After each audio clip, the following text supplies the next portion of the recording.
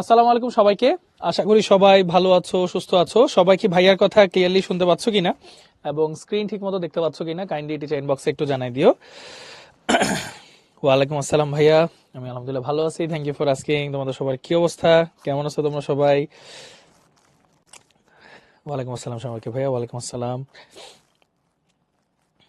আচ্ছা, সব ক্লিয়ার না? Very good. ওকে, সো আজকে কিন্তু আমরা একটা নিউ চ্যাপ্টার শুরু করতেছি ভাইয়া। দেখো, কেমিস্ট্রি ফার্স্ট পেপারে অধ্যায় 2 গুণগত রসায়ন, বেশ ইম্পর্টেন্ট একটা চ্যাপ্টার এবং লেয়ার বাই লেয়ার অনেক থিওরিটিক্যাল ব্যাপার স্যাপার আছে, ম্যাথমেটিক্যাল ব্যাপার স্যাপার আছে।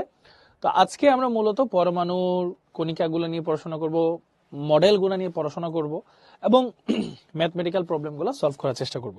তো সবাই কিন্তু ভাই অবশ্যই ক্যালকুলেটর নিয়ে সাথে বসো। ভাইয়া একটা প্রসেস দেখাই দেবো, এরপর তোমাদেরকে দিয়ে কিন্তু অনেকগুলো প্র্যাকটিস করাবো। ওকে, আচ্ছা, সো চলো আমরা তাহলে দেরি না করে স্টার্ট করে ফেলি ইনশাল্লাহ। সো ফার্স্ট অফ অল আমরা যদি আসি, এটা তো জাস্ট ফার্স্টে কি কি আলোচনা আছে সেগুলা দেখো। ফার্স্ট হচ্ছে পরমাণুর মূল কণিকা। আচ্ছা, মূল কণিকার কথায় যদি ভাইয়া আসি, যে পরমাণুর মূল কণিকা সমূহকে ভাইয়া তিনটা ভাগে ভাগ করা হয়েছে। একটা হচ্ছে পার্মানেন্ট, যেটা স্থায়ী মূল কণিকা, একটা হচ্ছে টেম্পোরারি অস্থায়ী মূল কণিকা, আর একটা হচ্ছে কম্পোজিট কণিকা। এখন প্রথম কথা, পার্মানেন্ট বা স্থায়ী মূল কণিকা তো তিনটা, তোমরা সবাই জানো, ইলেকট্রন, প্রোটন, নিউট্রন। যেখানে ওদের চার্জগুলো নিয়ে যদি কথা বলি, নিউট্রনের চার্জ হচ্ছে 0, প্রোটনের হচ্ছে +1.6 × 10⁻⁹, ইলেকট্রনের হচ্ছে -1.6 × 10⁻⁹ কুলম্ব। আর রিলেটিভ চার্জ মানে হচ্ছে আপেক্ষিক চার্জ, এটা হচ্ছে প্রোটনের সাপেক্ষে যদি চিন্তা করো, নিউট্রন তো 0, প্রোটন +1, ইলেকট্রন -1। ভরের দিকে, আসল ভরের দিকে যদি তোমরা আমরা হিসাব করি, এগুলো কেজিতে আছে, চাইলে গ্রামেও নিতে পারো।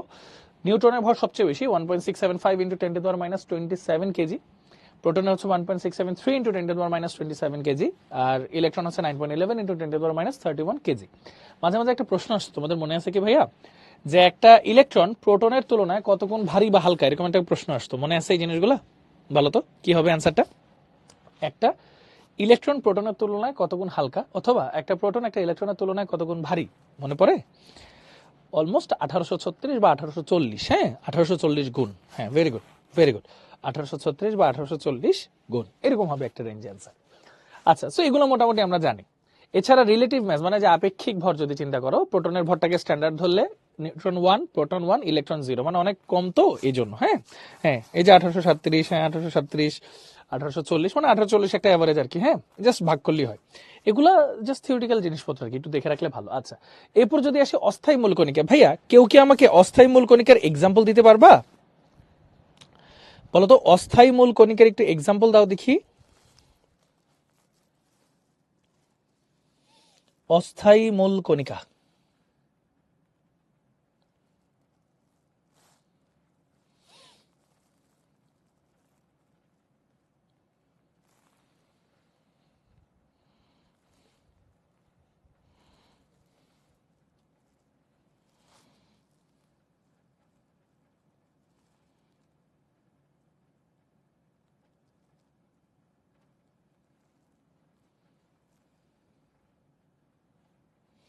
আচ্ছা অনেকে অনেক এক্সাম্পল দিচ্ছ, আচ্ছা ভেরি গুড। হুম,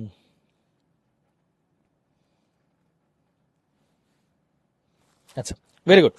আচ্ছা, কয়েকটা নাম আমি বলি, যেমন neutrino, anti neutrino, positron, graviton, meson, boson, pion, muon. হ্যাঁ ঠিক আছে, সবাই মিলে মিশে লিখছো, হ্যাঁ ভেরি গুড।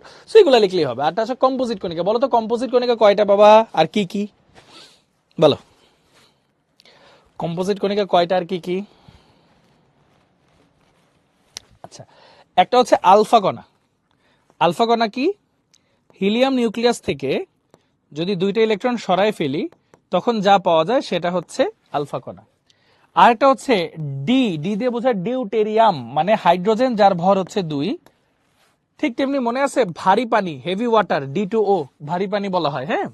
এখন দেখো ডি, ডিউ মানে হাইড্রোজেন যার মানে ভর হচ্ছে 2, হ্যাঁ মানে একটা নিউট্রন আছে আর কি, হাইড্রোজেন যার ভর 2 তাকে ডিউটেরিয়াম বলে। এখান থেকে যদি একটা ইলেকট্রন সরায় ফেলো, তখন যা পাওয়া যায় এটাকে বলা হয় ডিউটেরন, এটাকে বলা হয় ডিউটেরন। তাহলে একটা হচ্ছে ডিউটেরন, একটা হচ্ছে আলফা কণা। তো এই দুইটা দিয়ে কিন্তু আমাদের পরীক্ষায় প্রশ্ন আসে, বেশ ভালো রকমেরই প্রশ্ন আসে। সো এগুলা নিয়ে আশা করি আমাদের আর কারো কোনো প্রবলেম নাই, এগুলো খুব সহজ জিনিসপত্র, হ্যাঁ। আচ্ছা, সো এখন এই দুইটা কোশ্চেনের ঝটপট অ্যান্সার দিয়ে দাও তো সবাই টিচার ইনবক্সে। প্রোটনের প্রকৃত ভর কত, কোন কণিকার স্থায়িত্ব সবচেয়ে কম? এই দুইটা হচ্ছে কোশ্চেন, বলে ফেলো সবাই ঝটপট টিচার ইনবক্সে। এই দুইটার অ্যান্সার একটু কমা দিয়ে ফেলো। আচ্ছা, প্রোটন 1.673 ইন্টু 10⁻⁻24 কেজি, মানে গ্রাম, এটা কিন্তু গ্রামে আছে, কেজিতে থাকলে 27 হইতো, 27 হইতো। হ্যাঁ, আচ্ছা গুড। সি প্রথমটা। পরেরটা কোনটা ভাইয়া? কোন কণিকের স্থায়িত্ব সবচেয়ে কম? ইলেকট্রন, প্রোটন, নিউট্রন, এগুলো তো স্থায়ী মূল কণিকা। স্থায়িত্ব কম হচ্ছে যে meson, boson, pion, muon, graviton, এগুলা। আচ্ছা, তার মানে অ্যান্সার হচ্ছে C comma D. Very good, very good, মাশাআল্লাহ, গুড। এই যে এইভাবে আস্তে আস্তে শিখবো আমরা। হ্যাঁ, আচ্ছা, এরপর হচ্ছে আইসোটোপ, আইসোটোন, আইসোবার, আইসো ইলেকট্রনিক। এবার তোমাদেরকে একটা প্রশ্ন করি ভাইয়া। হ্যাঁ, আইসো শব্দের অর্থ কি একটু বলো দেখি ভাইয়াকে কষ্ট করে। আইসো শব্দের অর্থ কি?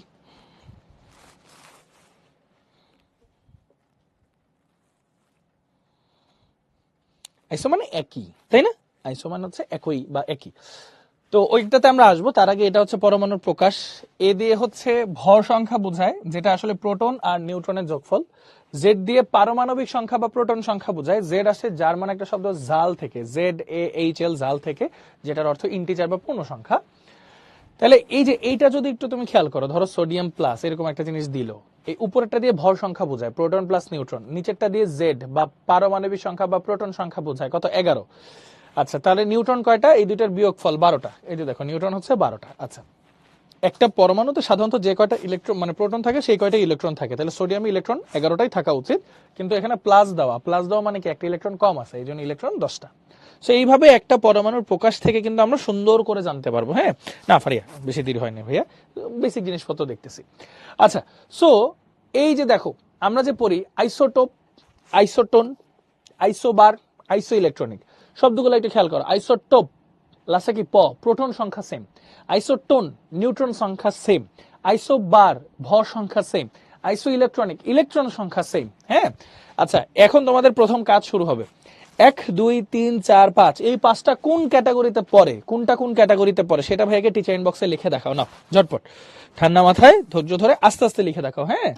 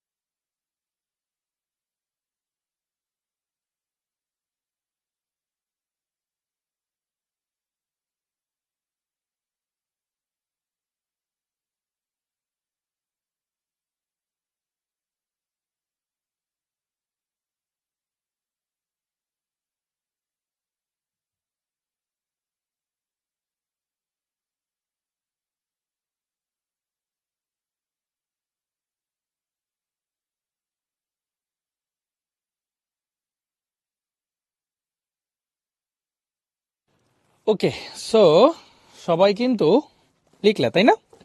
তো চলো দেখি কি হয়।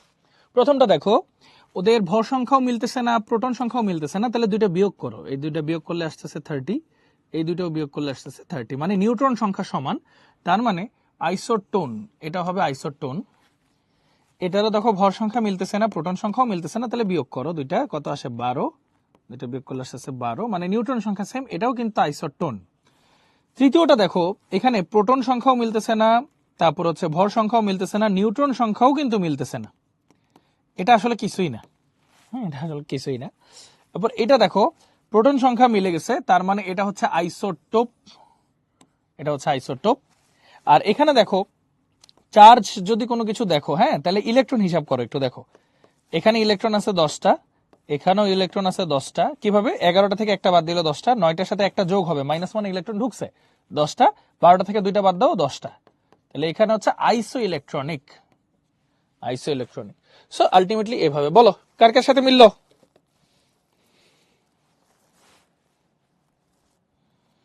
সবাই বলো কার কার সাথে মিলছে?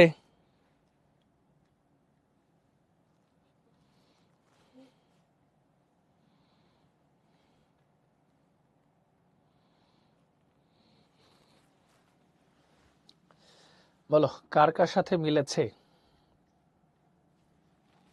আকিল যেটা বলছো ঠিক আছে, গুড,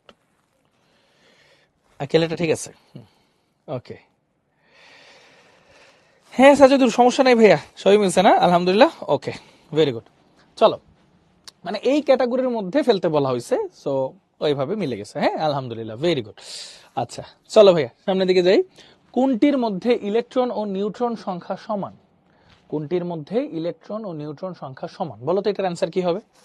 কোনটির মধ্যে ইলেকট্রন ও নিউট্রন সংখ্যা সমান, একটু বলো তো সবাই, বলো কোনটির মধ্যে ইলেকট্রন ও নিউট্রন সংখ্যা সমান।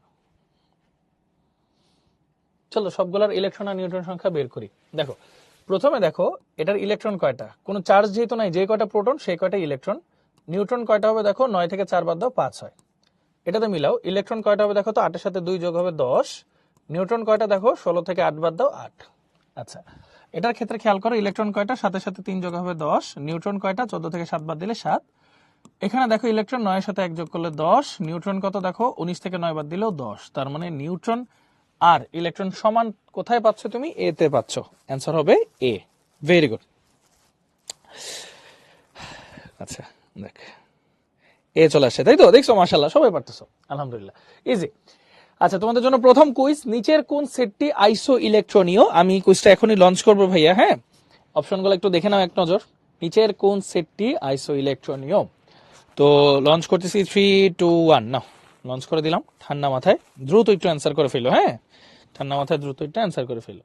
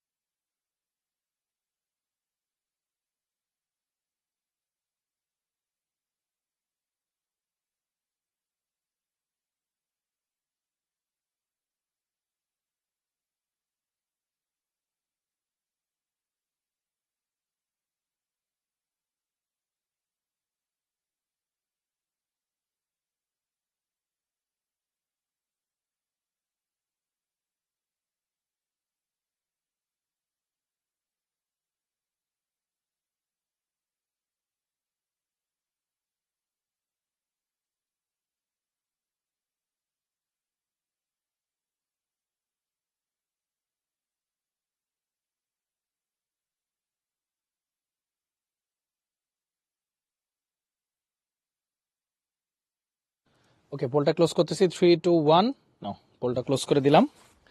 এখন অ্যান্সারটা বলি। আইসো ইলেকট্রনীয় বলছে, দেখো ভাইয়া, এটার ইলেকট্রন সংখ্যা কিন্তু 10টা, আর এটার ইলেকট্রন সংখ্যা কিন্তু 18টা। এটার আসে 10টা, এটার আসে 18টা, এটার আসে 13টা, তারপর hydrogen, helium, lithium, beryllium, boron, এটার আসে 5টা, তারপর এটার আসে 10টা, এটার আসে 10টা। এখন আইসো ইলেকট্রনীয় মানে হচ্ছে এই যে লাস্টেরটা, ডি হবে আমাদের অ্যান্সার। হ্যাঁ, অ্যান্সার আসবে ডি।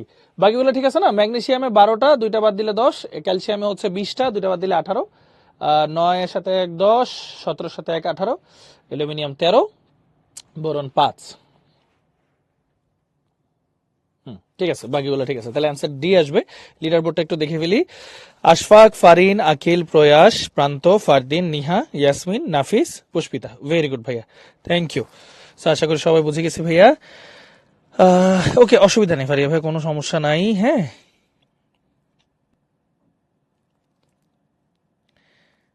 ও আচ্ছা আচ্ছা, ওকে। আচ্ছা, ভুলে ক্লিক হলে অসুবিধা নাই, আল্লাহ ভরসা। হ্যাঁ, চলো সামনে দিকে যাই।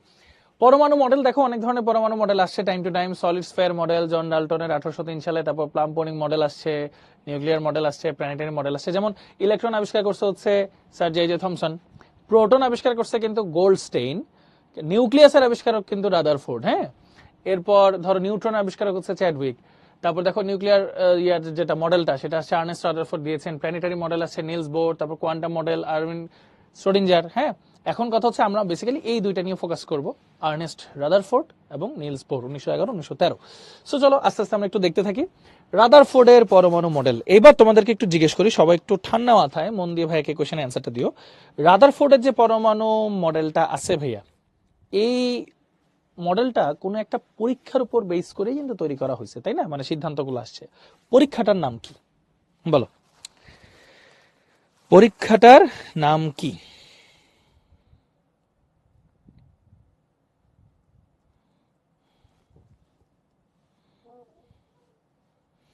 বাহ, অসাধারণ, সবাই তো পারো মাশাআল্লাহ।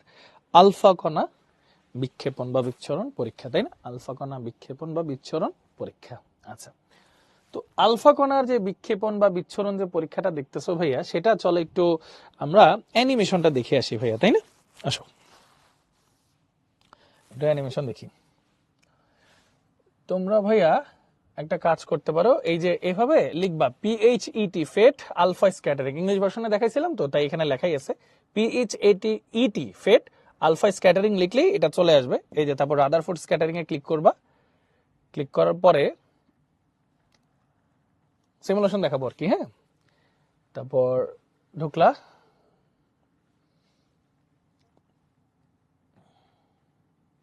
আজকে একটু স্লো স্লো নাকি নেটটা, কিছুটা মনে হয় স্লো স্লো। আচ্ছা,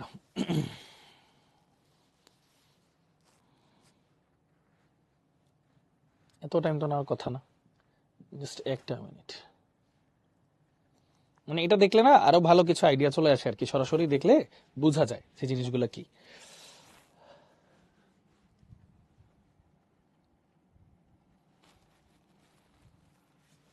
আর এক মিনিট, আমি আরেকবার একটু দিই।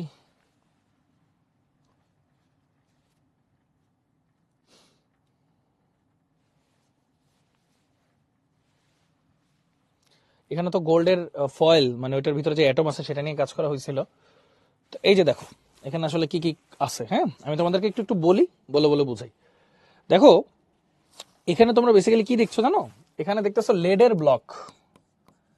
লেড ব্লকের ভিতরে আলফা কণার সোর্স হিসেবে, আলফা যে কণাটা আছে এই কণার সোর্স হিসেবে ইউজ করা হয়েছে হচ্ছে রেডিয়াম। এই যে রেডিয়াম, রেডিয়াম থেকে এই যে বিচ্ছুরণটা হচ্ছে। জিঙ্ক সালফাইডের একটা পর্দা আছে, যেটা যে আলো মানে ওটার মধ্যে আলফা গুলা পড়লে সেটা লাইট গুলা দিয়ে বুঝাবে যে আলফা পড়ছে এটার উপর।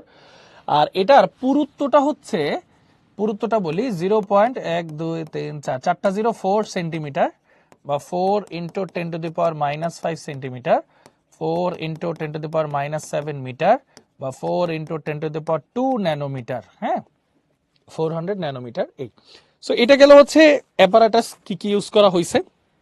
এখন এক্সপেরিমেন্ট একটু তোমাদেরকে দেখাই। এই যে সবাই দেখো, এখানে অ্যাটম নেওয়া হয়েছে গোল্ডেরটা। হ্যাঁ, নিয়ে সুন্দর মতো সবকিছু দেখাচ্ছি। ওকে, সবাই দেখো, মনোযোগ দিয়ে দেখো। হ্যাঁ, ট্রেসেস দিলাম, এনার্জিটা কমাই দিই যাতে সুন্দর করে আস্তে আস্তে দেখতে পারো। 3 2 1, এই যে দেখো আলফা পার্টিকেল স্ক্যাটার করা শুরু করলাম। এই যে দেখো, সবাই ঠান্ডা মাথায় কিছুক্ষণ একটু দেখো তো কি হচ্ছে ঘটনাগুলা। এনার্জি আরো বাড়ায় দিই, ইন্টেন্সিটি, তাহলে অনেক তাড়াতাড়ি অনেক কিছু দেখতে পারবা। কি কি বুঝতেছো এটা আমার পরে বললো, আগে দেখো সবাই মন দিয়ে একটু দেখো।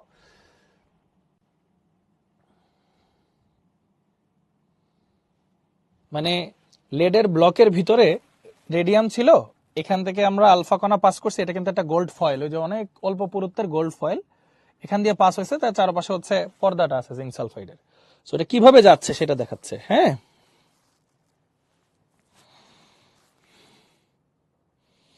দেখছো কি কি বুঝলা বলো?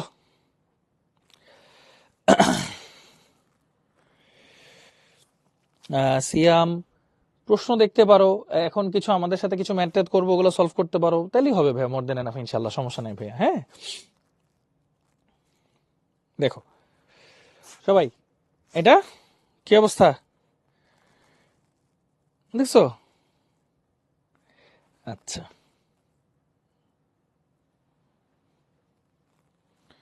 ওকে, দেখ তোমরা কিছু আন্দাজ তো পাচ্ছ জিনিসগুলো, তাই না? আচ্ছা, ভেরি গুড। সেটা আমরা আপাতত কাটি, এটা এখন আর দেখার কোনো প্রয়োজন নাই, উপরে উঠে যায়। এবার দেখি তাহলে তোমাদের অবজারভেশনস গুলা, দেখি রাদারফোর্ডের ওনার সাথে মিলে কিনা। এই যে ওনার অবজারভেশনস বা পর্যবেক্ষণ, কি বলছেন উনি? অধিকাংশ মানে 99% আলফা কণাই তাদের গতিপথ হতে না বেঁকে সোনার পাতকে ভেদ করে চলে যায় এবং জিঙ্ক সালফাইডের পর্দাকে দীপ্তিময় বা আলোকিত করে তোলে। মানে ম্যাক্সিমামই তো চলে যাচ্ছে। এখন আলফা কণা যদি সরাসরি চলে যায়, তার মানে কি সে মাঝখানে কোনো বাধা পায় নাই। তার মানে যেহেতু 99% টাইমে সে বাধা পায়নি, তার মানে পরমাণুর প্রায় 99% জায়গা ফাঁকা। এটা তো বুঝতেছো, পরমাণুর প্রায় 99% জায়গা ফাঁকা। আচ্ছা, ঠিক আছে, এটা গেল প্রথম কথা। আচ্ছা, এরপর দেখো অল্প সংখ্যক আলফা কণা তাদের গতিপথে বেঁকে যায়, দেখছো না ভাইয়া? এই যে একটু সামনে সামনে কি একটু বেঁকে যায়, একটু বেঁকে যায়, হালকা অল্প সংখ্যক আলফা কণা বেঁকে যায়।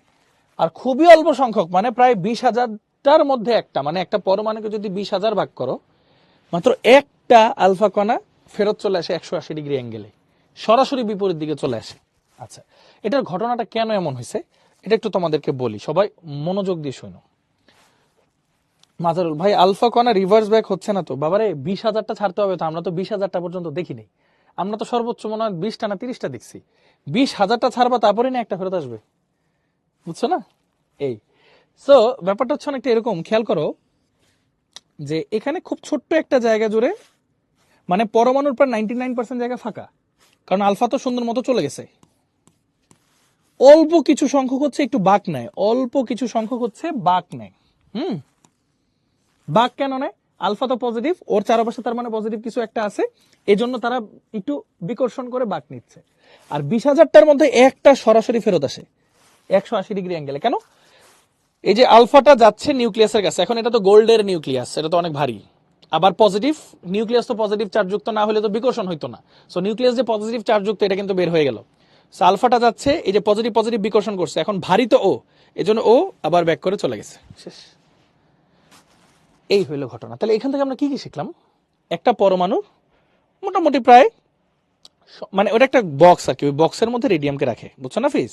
এই একটা পরমাণুর প্রায় কত, ও দেখছো না হিয়ান, ভেরি গুড। একটা পরমাণুর প্রায় 99% জায়গায় ফাঁকা, তার মানে পরমাণুর সমস্ত ভর কোথায় সঞ্চিত থাকে? মানে পরমাণুর প্রায় সমস্ত ভর সঞ্চিত থাকে কেন্দ্রে, এটার নাম হচ্ছে নিউক্লিয়াস। নিউক্লিয়াস কিন্তু পজিটিভলি চার্জড। আচ্ছা, এখন যদি আমি তোমাকে চিন্তা করি, নিউক্লিয়াস পজিটিভলি চার্জ বুঝলাম, কিন্তু একটা পরমাণু কি পজিটিভলি চার্জ, নেগেটিভলি চার্জ, নাকি চার্জ নিরপেক্ষ? বলো তো ভাইয়াকে, কি মনে হয় তোমাদেরকে? বলো, কি মনে হয়?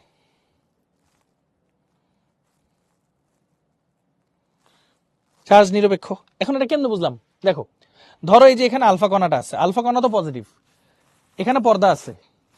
যদি আলফাটা পজিটিভ, এটাও যদি পজিটিভ হইতো, তাহলে একটা একটাকে বিকর্ষণ করতো, পর্দা পর্যন্ত যাইতো না।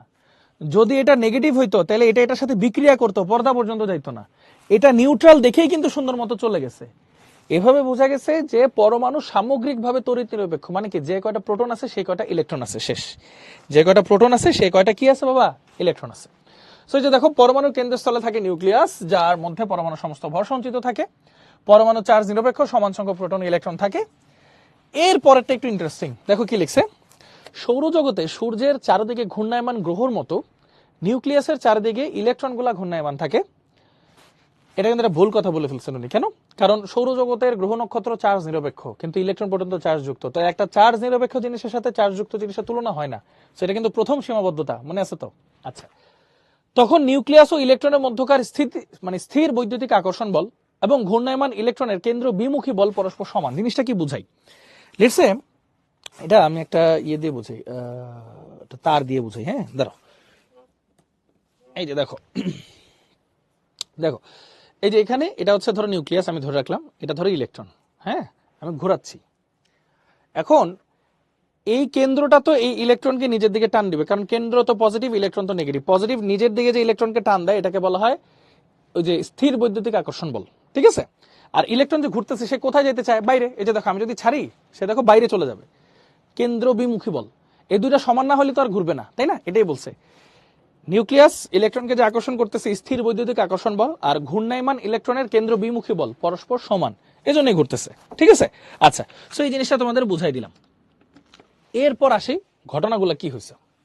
এগুলো তো তিনটা মানে প্রস্তাবনা যেগুলো, হ্যাঁ পোস্টুলেট বলি যেগুলো, প্রস্তাবনা দেখে নিলাম। এখন আসে সীমাবদ্ধতা। প্রথম সীমাবদ্ধতা হচ্ছে গ্রহ নক্ষত্রগুলো চার্জ নিরপেক্ষ, কিন্তু ইলেকট্রন প্রোটন চার্জ যুক্ত। তো একটা চার্জ নিরপেক্ষ জিনিসের সাথে চার্জ যুক্ত জিনিসের তুলনা আসলে হয় না। দ্বিতীয় সীমাবদ্ধতা হচ্ছে ম্যাক্সওয়েলের ইলেকট্রোম্যাগনেটিক যে থিওরিটা ছিল আর কি, হ্যাঁ, তড়িৎচুম্বকীয় যে তত্ত্বটা ছিল, সে তত্ত্বটা কি, একটা আধান মানে চার্জড পার্টিকেল যদি র্যান্ডমলি ঘুরতে থাকে, আস্তে আস্তে তার শক্তি কি হবে, খরচ হতে থাকবে এবং সে আস্তে আস্তে কেন্দ্রে পতিত হবে। তো ধ্বংস হয়ে গেল না জিনিসটা?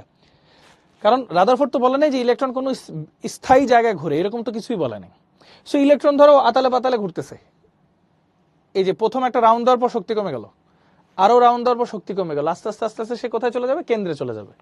তো ইলেকট্রন প্রোটন একসাথে হয়ে গেল তো ধ্বংস সব, এটা তো আর হয় না। তাহলে এটা গেল বড় দুইটা সীমাবদ্ধতা। এখন যদি তোমাদেরকে লেটসে আমি এমনি ধরো এটা একটা সিনারিও বললাম আর কি, হ্যাঁ, ধরো তোমাদেরকে আমি বললাম রাদারফোর্ডের পরমাণু মডেলের সীমাবদ্ধতা লেখো 10টা, পারবা? বলো, মানে কয়টা সীমাবদ্ধতা লিখতে পারবা বলো দেখি একটু, এমনি মানে অ্যাকচুয়ালি কয়টা পারবা?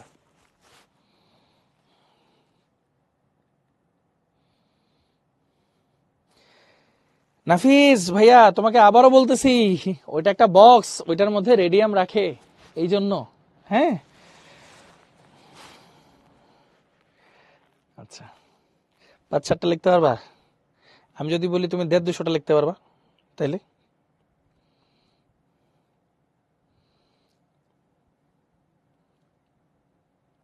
কিন্তু জানো খুব সহজ।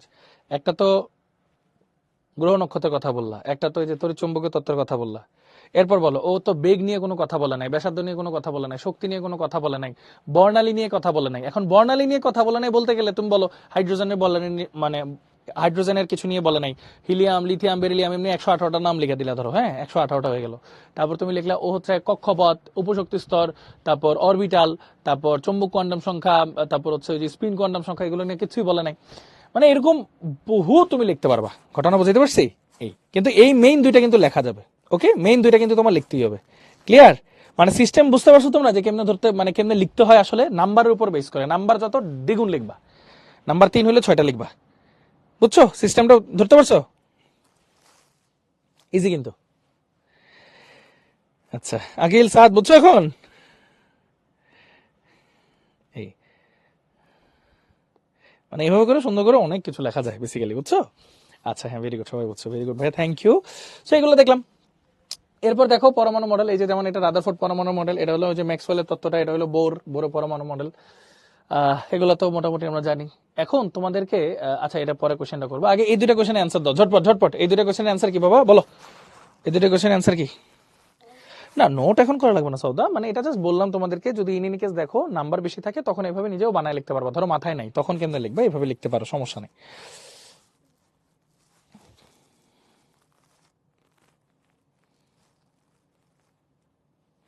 আচ্ছা প্রথমটা, রাদারফোর্ডের নিউক্লিয়াস আবিষ্কার পরীক্ষায় 99% আলফা কণা স্বর্ণপাত ভেদ করে সোজা চলে যায় কেন? পরমাণুর কেন্দ্র ধনাত্মক চার্জযুক্ত বলে না, আলফা কণার গতিশক্তি বেশি বলে না, আলফা কণার প্রতিফলিত হওয়ার ক্ষমতা কম না, পরমাণুর অধিকাংশ স্থানই ফাঁকা। আচ্ছা, ডি হবে অ্যান্সার প্রথমটা। পরেরটা দেখি, রাদারফোর্ড তার পরীক্ষায় কোন পদার্থের প্রলেপযুক্ত পর্দা ব্যবহার করেন? আচ্ছা, একটা লেখা জিঙ্ক সালফাইড, জিঙ্ক সালফাইড হচ্ছে ZnSO3, এরপর হচ্ছে জিঙ্ক সালফেট ZnSO4, এরপর একটা লেখা দেখো জিঙ্ক সালফাইড ZnS, অ্যান্সার হচ্ছে সি, জিঙ্ক সালফাইড। তাহলে অ্যান্সার হচ্ছে ডি কমা সি। ভুলেও ভুল করা কিন্তু কোনো সুযোগ নাই। হ্যাঁ, ভুলেও ভুল করার কোনো সুযোগ নাই। আচ্ছা, সো এটা আমরা দেখে নিলাম। এরপর চলে আসো, কোন কণার সাহায্যে রাদারফোর্ড বিচ্ছুরণ পরীক্ষা করেন? অবশ্যই আমরা জানি আলফা কণা। আর পরমাণু নিউক্লিয়াস ধনাত্মক আধানযুক্ত কোন বিজ্ঞানী প্রমাণ করেন? রাদারফোর্ড। রাদারফোর্ড তো নিউক্লিয়াসের আবিষ্কারক, সো উনি এটা করছেন। হ্যাঁ, রাদারফোর্ড। শেষ, দুইটাই হচ্ছে এ, খুব সহজ। আলফা কণা বিক্ষেপণ পরীক্ষায় রাদারফোর্ড নিম্নের কোনটি ব্যবহার করেননি? এটার অ্যান্সার কি? করেননি কিন্তু। হ্যাঁ, এটার অ্যান্সার কি? এই যে হিলিয়াম 2+ মানে আলফা, এটা করছেন, স্বর্ণপাত করছেন, জিঙ্ক সালফাইড করছেন, নিউট্রন করেন নাই, তার মানে অ্যান্সার ডি। অ্যান্সার হচ্ছে ডি। Very good. আচ্ছা, বলো এই প্রশ্ন পারবা? গ নাম্বার, 1 নং উদ্দীপকের সাহায্যে প্রস্তাবিত পরমাণু মডেলটা বর্ণনা করো। আলফা কণা বিক্ষেপণ ব্যাখ্যা করে রাদারফোর্ড মডেল ব্যাখ্যা করতে বলছে। শেষ, পারবো না আমরা ইনশাল্লাহ?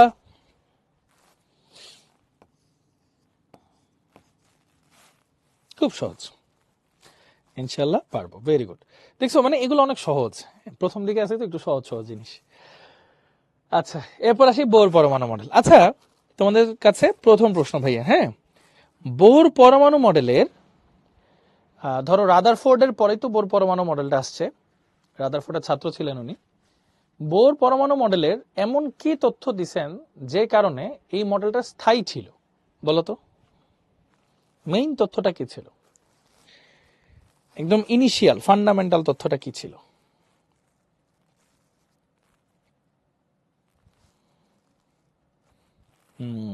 Very good. কতগুলো স্থায়ী বৃত্তাকার কক্ষপথ, মানে কক্ষপথের ধারণাটা একদম চমৎকার ছিল, তাই না ভাইয়া? ভেরি গুড, মাশাল্লাহ। মানে যেটাকে আমরা বলি হচ্ছে অরবিট বা কক্ষপথ। এন এর ভ্যালু 1, 2, 3, 4 এন্ড সো অন। এটাকে আমরা যে E1, E2 মানে কক্ষপথের শক্তি যদি প্রকাশ করি, E3, E4 এভাবে লিখতে পারি, অথবা যে বড় হাতের K, L, M, N dot dot dot এগুলা দিয়ে আমরা প্রকাশ করে ফেলতে পারি। সো সুন্দর, এগুলো আমরা মোটামুটি জানি। মানে কক্ষপথ এর কথাটা ছিল যে ইলেকট্রনগুলো কতগুলো স্থায়ী বৃত্তাকার কক্ষপথে পরিভ্রমণ করে। তো যখন সে পরিভ্রমণ করে, সাধারণত সে শক্তি শোষণ করে না, বিকিরণ করে না। যদি সে শক্তি শোষণ বা বিকিরণ করে, সেই ক্ষেত্রে সে ওই যে একটা নির্দিষ্ট পরিমাণ শক্তি নিয়ে লাভ দেয়, উপর স্তরে যায়, অথবা শক্তি বিকিরণ করলে নিচের স্তরে লাভ দিয়ে চলে আসে। আবার কৌণিক ভরবেগেরও একটা বিষয় ছিল। রৈখিক ভরবেগ কি? যে একটা ভরওয়ালা কোনো বস্তুকে বেগ যদি দাও, ভর আর বেগের গুণফলকে রৈখিক ভরবেগ বলে। এটা যদি একটা অ্যাঙ্গেল আকারে ঘুরে, একটা ব্যাসার্ধ আকারে ঘুরে, তখন সেটাকে এমভিআর কৌণিক ভরবেগ বলা হয়। হ্যাঁ, এগুলো আমরা সবাই কম বেশি জানি। আচ্ছা, সো এখন এই যে এই তিনটা জিনিস দেখো, এই তিনটা জিনিস অলরেডি ভাই তোমাদেরকে বললাম। অরবিট আর অরবিটাল দুইটা কি একই? না বাবা, কখনোই না। অরবিট মানে হচ্ছে কক্ষপথ, 2 নম্বর কক্ষপথ, 3 নম্বর কক্ষপথ। অরবিটাল হচ্ছে পিএক্স, পিওয়াই, পিজেড। এগুলো নিয়ে আমরা সামনে আরো বিস্তারিত আলোচনা করব, টেনশন নেওয়ার কোনো কারণ নাই। হ্যাঁ, কিন্তু 9-10 বইতে দুইটাকে এক টাইপেরই ধরে ফেলছে, তো একটু ঝামেলা ছিল। বাট এখন আমরা যেহেতু একটু বড় হয়েছি, ইনশাল্লাহ আমরা এখন সঠিকটা পড়বো। হ্যাঁ, আচ্ছা। আচ্ছা, আমি দেখে বলবো না সিয়াম। হ্যাঁ, সমস্যা নেই বাবা, মডেল টেস্টের ইয়েটা ঠিক আছে। দেখো, সো 1 নাম্বার হচ্ছে, আমরা তো জানি বোর পরমাণু মডেলে যে তিনটা মানে ইয়ে ছিল, যে নির্দিষ্ট শক্তির কক্ষপথে ঘুরে এই যে শক্তির হিসাবটা দেওয়া, কৌণিক ভরবেগের স্বীকার্য, আর একটা হচ্ছে ইলেকট্রনের এই যে এক স্তর থেকে অন্য স্তরে ধাপান্তর সংক্রান্ত স্বীকার্য। আচ্ছা ভাই, এখানে বলো তো, এইচটা তো প্লাঙ্কের ধ্রুবক, এইচ এর মানটা কত? সবাই একটু লিখে দেখাও তো টিচার ইনবক্সে দ্রুত, এইচ এর মানটা কত?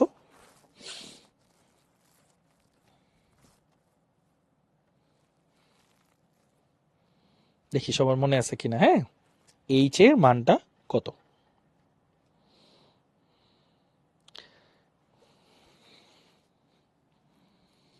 প্লাঙ্কের ধ্রুবক। আচ্ছা, ওকে, অনেকে ট্রাই করতেছো। 6.626 ইন্টু 10⁻⁻34 জুল সেকেন্ড। হ্যাঁ, এই এটা হচ্ছে এইচ এর মান।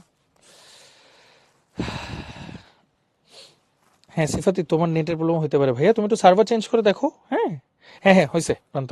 ভেরি গুড ভাইয়া, দেখছো সবারই হয়েছে, মাশাল্লাহ, ভেরি গুড। আচ্ছা, এখন কিছু জিনিস একটু তোমাদের সাথে শেয়ার করব একটু পরে। এটা তো মোটামুটি আছে। আচ্ছা, এই ফাঁকে তোমাদের সাথে কয়েকটা কথা একটু বলে ফেলি। ধরো তোমাকে আমি বললাম, হ্যাঁ, হাইড্রোজেন পরমাণুর হাইড্রোজেন পরমাণু প্রথম শক্তি স্তরের শক্তি হচ্ছে E1, এটা বের করতে হবে। আরেকটা ধরো বলবো হাইড্রোজেন পরমাণুর, ধরো লেটসে বললাম দ্বিতীয় শক্তি স্তরের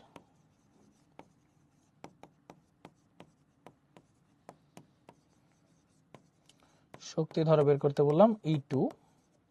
আচ্ছা আরেকটা বলি, তিনটা টোটাল দিই, হ্যাঁ, একটা দিলাম হচ্ছে প্রথম, একটা দিলাম দ্বিতীয়, একটা বাকি আছে হাইড্রোজেন পরমাণুর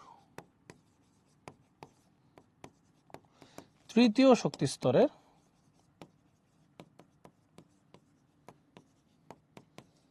শক্তি হচ্ছে E3।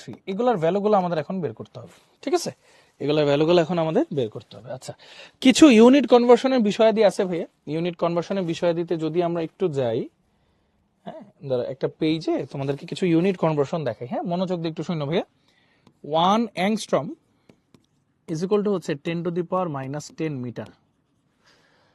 তারপর 10⁻7 erg is equal to 10⁻7 dine centimetre is equal to 1 joule.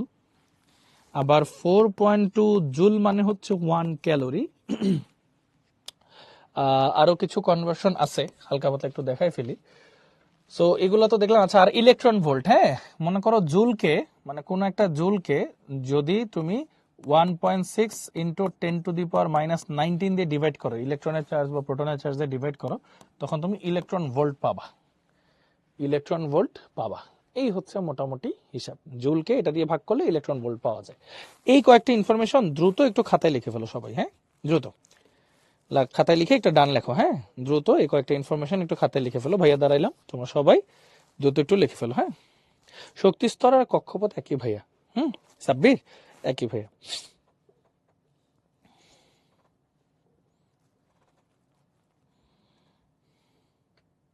উপশক্তি স্তরটা আলাদা জিনিস, অরবিটালটা আলাদা জিনিস, সেগুলো পরে আমরা দেখবো আস্তে আস্তে, অসুবিধা নেই।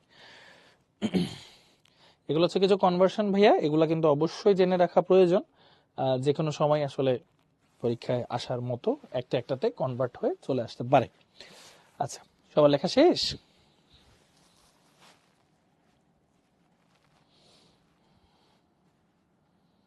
আচ্ছা, ভেরি গুড। সো চলো এখন এখানে আসি। তো এইখান থেকে আসলে কিছু ইনফরমেশন একটু জানা দরকার। যেমন ভাইয়া দেখো, আমি যখন বলতেছি হাইড্রোজেন পরমাণু, হ্যাঁ, দেখো আমি যখন বলতেছি হাইড্রোজেন পরমাণু, হাইড্রোজেন পরমাণু, হাইড্রোজেন পরমাণু, তাহলে এই প্রথমটার ক্ষেত্রে আমার জেড এর ভ্যালু কিন্তু 1, দ্বিতীয়টার ক্ষেত্রেও আমার জেড এর ভ্যালু 1, তৃতীয়টার ক্ষেত্রেও আমার জেড এর ভ্যালু 1। জেড জিনিসটা কি ভাইয়া? জেড জিনিসটা হচ্ছে প্রোটন সংখ্যা বা পারমাণবিক সংখ্যা। এখন হাইড্রোজেনের প্রোটন কয়টা? একটাই, তাহলে জেড এর ভ্যালু কত হবে? 1। হ্যাঁ, এটা গেল জেড এর ভ্যালু। এরপর দেখো এখানে তথ্যগুলো দেওয়া আছে, প্রথম শক্তিস্তর বা প্রথম কক্ষপথ, তার মানে এন এর ভ্যালু হচ্ছে এখানে 1, দ্বিতীয় যেহেতু বলছে এখানে এন এর ভ্যালু 2, তৃতীয় যেহেতু বলছে এখানে এন এর ভ্যালু হচ্ছে 3। ডান, হ্যাঁ, সহজ।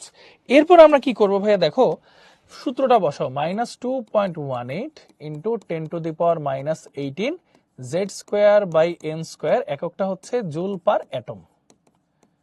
আচ্ছা, তো এই সিমিলার সূত্র বাকি সবার জন্যই বসাই, -2.18 into 10⁻⁻18 Z square by N square joule per atom, -2.18 into 10⁻⁻18 Z square by N square joule per atom. আচ্ছা, সবগুলা লিখলাম। এখন জেড আর এন এর ভ্যালুগুলো আমরা একটু বসাই দিই, হ্যাঁ, দেখো তাহলে কত আসে, -2.18 ইন্টু 10⁻⁻18, একটা তো হ্যাঁ, এটা এটা ডিরেক্টলি এটাই আসবে, -2.18 ইন্টু 10⁻⁻18 জুল পার অ্যাটম। এটাকে আবার আমরা যদি ভাগ করি, -2.18 ইন্টু 10⁻⁻18 ডিভাইড বাই 1.6 ইন্টু 10⁻⁻19 দিয়ে ভাগ করে ইলেকট্রন ভোল্ট পার অ্যাটম চলে আসবে। তো সেই ক্ষেত্রে আমাদের অ্যান্সারটা আসা হচ্ছে -13.625 ইলেকট্রন ভোল্ট পার অ্যাটম, এটা চলে আসে আমাদের অ্যান্সার। ওকে, আচ্ছা, পরেরটার জন্য যদি আমরা একটু বের করি ভাইয়া, কত আসে দেখি, -2.18 ইন্টু 10⁻⁻18 ডিভাইড বাই 4, এখানে আসে -5.45 ইন্টু 10⁻⁻19 জুল পার অ্যাটম। এটাকে যদি আমরা এখন 1.6 ইন্টু 10⁻⁻19 দিয়ে ভাগ করি, তাহলে আমরা পাবো -3.40625 ইলেকট্রন ভোল্ট পার অ্যাটম, সরাসরি চলে আসতেছে। আচ্ছা, আর এইখানে যদি আরেকটা অ্যান্সারে আসি, দেখো -2.18 ইন্টু 10⁻18 ডিভাইড বাই 9, তাহলে আসে হচ্ছে -2.42 ইন্টু 10⁻19 জুল পার অ্যাটম। এটাকে যদি আমরা 1.6 ইন্টু 10⁻19 দিয়ে ডিভাইড করি, তাহলে পাবো -1.5139 ইলেকট্রন ভোল্ট পার অ্যাটম। ওকে, সো এইটা মোটামুটি এইভাবে গেছে। সবার সাথে কি অ্যান্সারগুলো মিলছে ভাইয়া? একটু চেক করো তো। অসুবিধা নেই ভাইয়া, আল্লাহ ভরসা, ফারিয়া, টেনশনের কিছু নেই। হ্যাঁ প্রান্ত, ভেরি গুড, অ্যান্সারগুলো মিলছে। আচ্ছা, সবাই সবাই একটু কনফার্ম করে ভাইয়াকে অ্যান্সারগুলো মিলছে কিনা।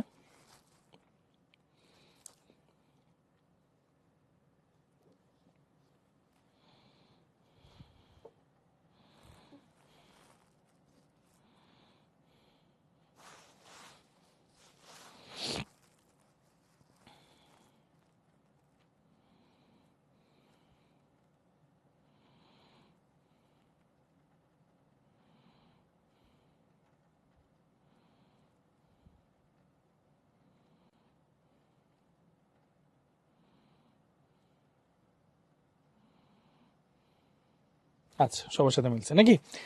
অবশ্যই দোয়া থাকবে ভাইয়া প্রান্ত, অবশ্যই ইনশাল্লাহ। না, এটা উঠানোর দরকার নেই, জাস্ট তোমাদেরকে দেখাইলাম। এখন তোমরা তো জানো মাইনাসে যার ভ্যালু কম তার ভ্যালু অ্যাকচুয়ালি বেশি, মানে মাইনাসে কম মানে অ্যাকচুয়ালি বড়। -1.5 অবশ্যই -3 এর চেয়ে বড়, আবার -3 অবশ্যই -13 এর চেয়ে বড়। সো আমরা লিখতে পারি E3 is greater than E2 is greater than E1, এগুলো তো আমরা অবশ্যই বলতে পারি উইদাউট এনি ডাউট। হ্যাঁ, এখন মাঝে মাঝে একটা প্রশ্ন দিতে পারে এটার সাথে করেসপন্ডিং। হ্যাঁ হ্যাঁ, পরীক্ষা এইভাবে লিখবা। মাঝে মাঝে একটা প্রশ্ন দিতে পারে। সেকেন্ড লাইনে কি করছি দেখো, এই যে এই ভ্যালুটাকে 1.6 ইন্টু 10⁻⁻19 দিয়ে ভাগ করে দিছি। ভাগ করে দিলে এই যে ইলেকট্রন ভোল্ট পাওয়া যায়, যে জুল থেকে ইলেকট্রন ভোল্টে কিভাবে যায় সেটা এখানে করে দেখাইছে, এটা ডাইরেক্ট করছি, বুঝছো? এই আচ্ছা, আরেকবার ট্রাই করো, এখনই ট্রাই করো, আফরোজা, বিলকিস, ট্রাই করে ফেলো। হ্যাঁ, এই এখন মাঝে মাঝে কিছু প্রশ্ন দেয়। কেমন প্রশ্ন দেয় আমি যদি তোমাদেরকে একটু বলি। প্রশ্ন দিতে পারে যে একটা ইলেকট্রন ধরো 1 2 3, একটা ইলেকট্রন ধরো বলতে পারে তৃতীয় থেকে প্রথমে আসছে। প্রথম থেকে তৃতীয়তে গেছে, প্রথম থেকে মানে তৃতীয় থেকে প্রথমে আসছে। আসলে শক্তির পরিবর্তন জানতে চাইবে আর কি। তো আমরা সাধারণত বিকিরণটা বুঝি আর কি, তৃতীয় থেকে প্রথমে আসা ধরো। হ্যাঁ, তো তৃতীয় থেকে যদি প্রথমে আসে তাহলে 3 1, তাহলে এখানে দেখো আমরা কি শিখবো, ডেল্টা ই, শক্তির পার্থক্য কিভাবে দেখবো, বড়টা মাইনাস ছোটটা, এটাই তো। অথবা যদি বলে 3 থেকে 2 গেছে, 2 থেকে 1 আসছে, সবভাবেই তুমি করতে পারো, এটা নিয়ে কোনো সমস্যা না। বাট এটা যদি বের করা যে তৃতীয় থেকে প্রথমে আসলে শক্তির পরিবর্তন কত, দেখো তৃতীয়টার শক্তি কত ছিল, দেখো আমৃতা। হ্যাঁ, ই এর মেইন সূত্রটা লেখা লাগবে, আমি ওইটাতে আসবো, একটু পরে আসতেছি। তোমরা সবসময় পরীক্ষার খাতা কিন্তু ডিরেক্টলি এই সূত্রটা না লিখে মেইন সূত্রটা লেখাটা উচিত। মেইন সূত্র কোথায় একটু পরে দেখাবো ভাইয়া, একটু ধৈর্য ধরো। হ্যাঁ, আচ্ছা, সো যেমন E3 এর ভ্যালুটা কত, -1.5139, -1.5139 মাইনাস E1 হচ্ছে -13.625, -13.625। আচ্ছা, ইলেকট্রন ভোল্ট পার অ্যাটম। তাহলে এখন পার্থক্যটা কত থাকলো ভাইয়া দেখো, ঠিক আছে, -1.5139 প্লাস 13.625, অ্যান্সার আসা হচ্ছে 12.11 ইলেকট্রন ভোল্ট পার অ্যাটম।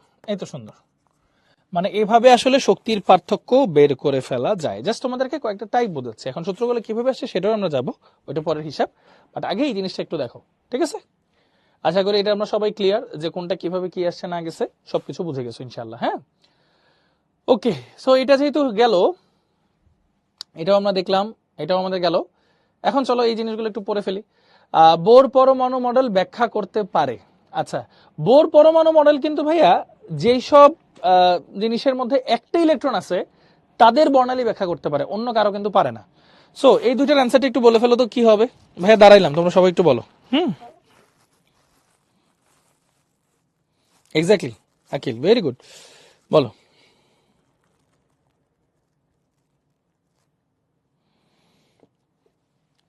আচ্ছা দেখো ভাইয়া, বেরিলিয়াম 2+ ইলেকট্রন কয়টা? হাইড্রোজেন, হিলিয়াম, লিথিয়াম, দাঁড়াও এক minute, hydrogen, helium, lithium, beryllium, চারটা, দুইটা চলে গেলে ইলেকট্রন হয় দুইটা, কিন্তু দুইটার জন্য তো সে আসলে ব্যাখ্যা করতে পারে না, সে শুধু একটা ইলেকট্রনের জন্য ব্যাখ্যা করতে পারে। কে কে? সেটা হাইড্রোজেন হোক, হিলিয়াম প্লাস হোক, লিথিয়াম 2+ হোক, তারপর বেরিলিয়াম 3+ হোক, এন্ড সো অন। হ্যাঁ, এদের জন্য পারে, বাকিদের জন্য কিন্তু পারে না। ধাপান্তরিত ইলেকট্রনের শক্তি শোষণ বিকিরণ ব্যাখ্যা করতে পারে, পরমাণু স্থায়িত্ব দিতে পারে। সো আলটিমেটলি অ্যান্সার হচ্ছে বি, 2 and 3। সহজ। পটাশিয়ামের সর্বশেষ ইলেকট্রনটির কৌণিক ভরবেগ কত? কৌণিক ভরবেগের সূত্র কি ভাইয়া? MVR, এটা পুরাটাই কৌণিক ভরবেগ, ইজ ইকুয়াল টু NH/2 পাই। এখানে n এর মানটা দরকার। পটাশিয়ামের সর্বশেষ ইলেকট্রন, পটাশিয়াম হচ্ছে 19 নাম্বার নাকি? তাহলে ফর্মুলা কি? 1s2 2s2 2p6 3s2 3p6 4s1। তাহলে লাস্ট কক্ষপথ কোনটা ভাইয়া? এই যে এটা 4। তার মানে n এর ভ্যালু হচ্ছে 4। n এর ভ্যালু যদি 4 বসাও, MVR এর ভ্যালু কত আসে ভাইয়া? তো চলো এটা একটু বের করি আমরা।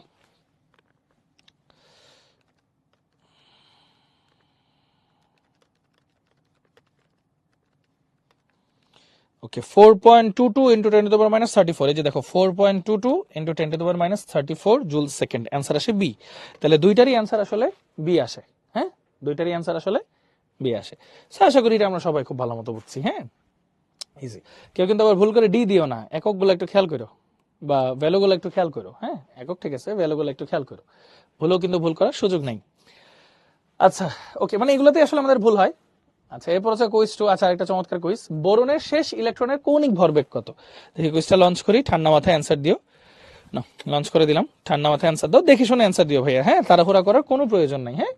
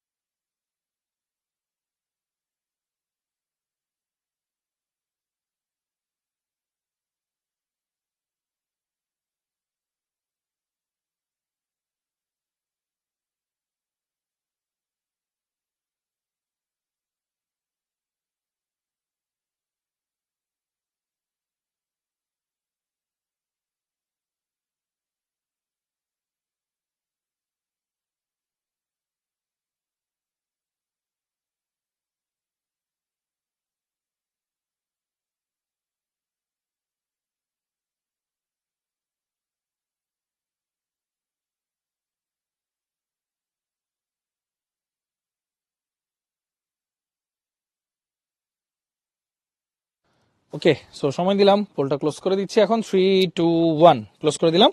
দেখো কি বলছে, বোরনের, boron, hydrogen, helium, lithium, beryllium, boron. তাহলে বোরনের কথা যেহেতু বলছে 5, সো কি আসে আমাদের? 1s2 2s2 2p1। তার মানে শেষ ইলেকট্রনটা আছে হচ্ছে 2p তে, মানে n এর ভ্যালু হচ্ছে 2। আচ্ছা, বলছে কৌণিক ভরবেগ কত? MVR is equal two 2 into h/2 পাই। এটা কাটা, তাহলে কি থাকে ভাইয়া? h/পাই। তার মানে অ্যান্সার হবে ভাইয়া ডি। এটারও অ্যান্সার ডি। অ্যান্সার আসছে ডি। লিডার বোর্ডটা একটু দেখি। Pranto, Akil, Sajid, Eva, Inzamamul, Ohi, Fahmida, Kaberi, Rashfi, Sanjida. Very good, thank you so much ভাইয়া। হ্যাঁ, এই জন্যই বলে তাড়াতাড়ি করতে নাই, একটু ধৈর্য শুনে ধীরে সুস্থে অ্যান্সার করতে হবে। হ্যাঁ, ওকে, চলো তাহলে আমরা একটু অ্যান্সারটা দিয়ে আস্তে আস্তে দেখি। ওকে, ভেরি গুড। কি বলছে দেখো, হাইড্রোজেন পরমাণুর চতুর্থ কক্ষপথের ব্যাসার্ধ দেওয়া আছে, ওই কক্ষে ইলেকট্রনটির গতিবেগ কত, ইলেকট্রনের ভর দেওয়া আছে। ফর্মুলাটা ইউজ করো, MVR is equal two NH/2 pi.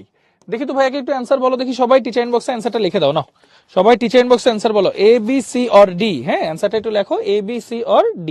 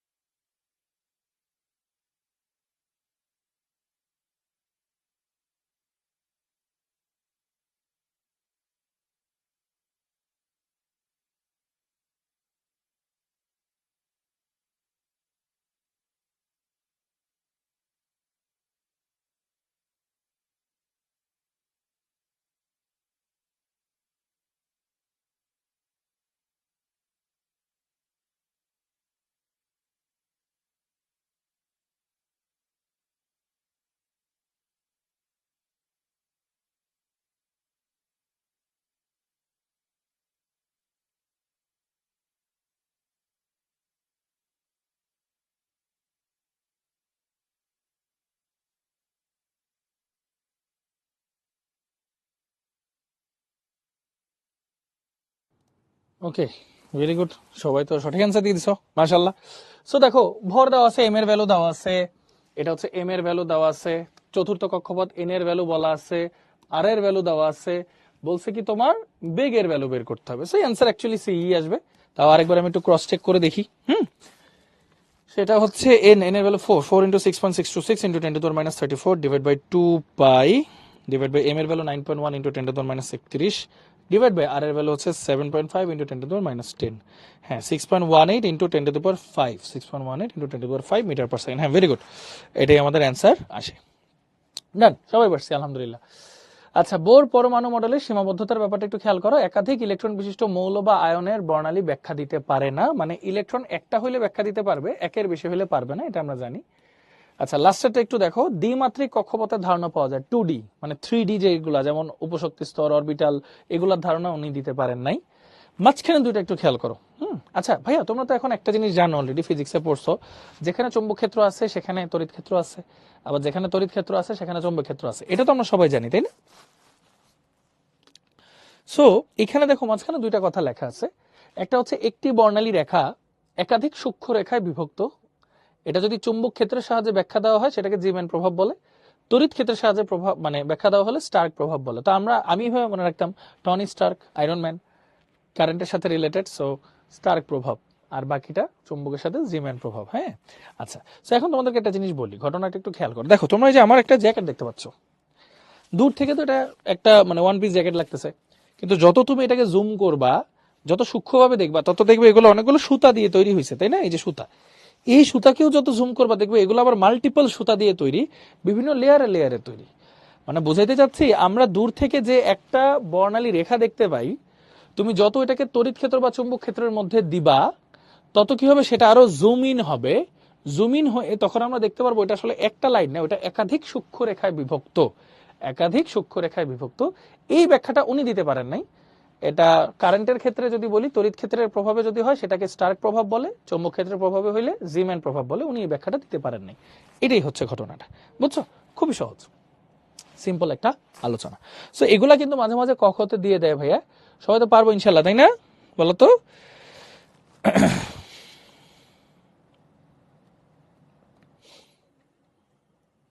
Okay, very good, সবাই তাহলে পারবো। চলো, এখন তাহলে আমরা একটু সামনের দিকে যাই। এই দেখো আরেকটা কোয়েশ্চেন, পরমাণু স্থায়িত্ব ব্যাখ্যায় উদ্দীপকের মডেলটি রাদারফোর্ডের পরমাণু মডেলের চেয়ে অধিক ফলপ্রসূ, ব্যাখ্যা করো। কোন মডেলের কথা বলছে বলো তো? কোন মডেল ব্যাখ্যা করতে হবে এখানে? এত ছিল না আর কি হাবিদ, হ্যাঁ, কাইন্ড অফ প্রান্ত। বলো তো ভাইয়া, এটা কোন মডেলের কথা বলছে, কোন মডেল ব্যাখ্যা করতে বলছে? বোরের মডেল। সো এটা আমরা সবাই পারবো। আচ্ছা, মানে থিওরি গুলো সহজ হয়, এই পার্ট থেকে যেসব থিওরি গুলো আসে খুবই সহজ হয় ভাইয়া, সো এগুলো নিয়ে টেনশন আর কোনো কারণ নাই। গেল, চলো আগাই। আচ্ছা, এখানে যে সূত্রগুলো দেখতেছো ভাইয়া, মনে রাখবা যখন পরীক্ষা হবে সাধারণত উচিত হচ্ছে এই সূত্রগুলো আগে লিখে তারপর ডিরেক্ট ফর্মুলায় যাওয়া উচিত, এটা উচিত। আমাদের সময় নাম্বার কাটতো, এখনকার সময় মাননীয় শিক্ষকরা অনেক মানে ফ্লেক্সিবল হয়েছেন, ওনারা আসলে নাম্বার কম কাটেন, মানে ডিরেক্ট লিখলেও। তাও উচিত না লেখা, চেষ্টা করবো সবসময় এগুলা লিখে তারপর মেইন ফর্মুলায় যাওয়া। এখন যদি জিজ্ঞেস করো ভাই মেইন ফর্মুলাটা কোথায়, দেখাচ্ছি তোমাদেরকে মেইন ফর্মুলাটা কোথায়। এই যে মেইন ফর্মুলাটা, মেইন ফর্মুলায় আমরা চলে আসছি, প্রয়োজনীয় ফর্মুলা। সবাই এইটা এখনই খাতা একটু লেখো, এই পুরোটা খাতা একটু লিখবা আগে, ঠিক আছে? তারপর ভাই এটা নিয়ে ব্যাখ্যা দিব।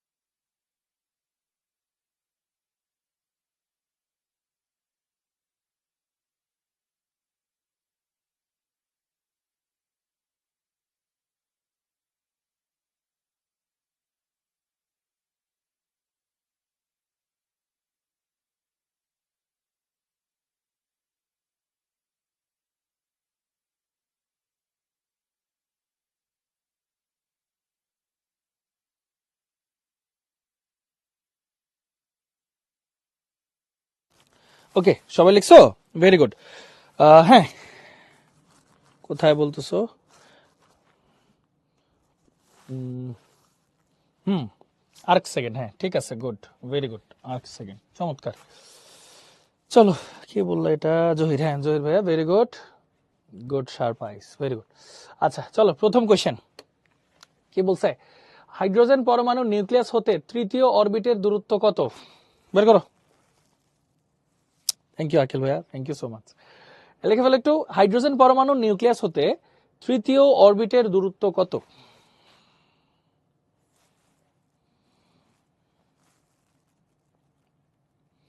ব্রেক দিব, একটু পরেই দিব, আগে একটু শেষ করো, একটু পরে ব্রেক দিব, অসুবিধা নেই। করে ফেলো, করে ফেলো।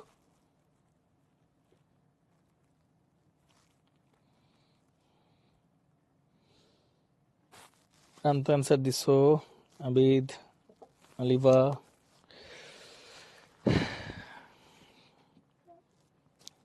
কুইকলি কুইকলি অ্যান্সার দিয়ে ফেলো, কি কি অ্যান্সার আসে।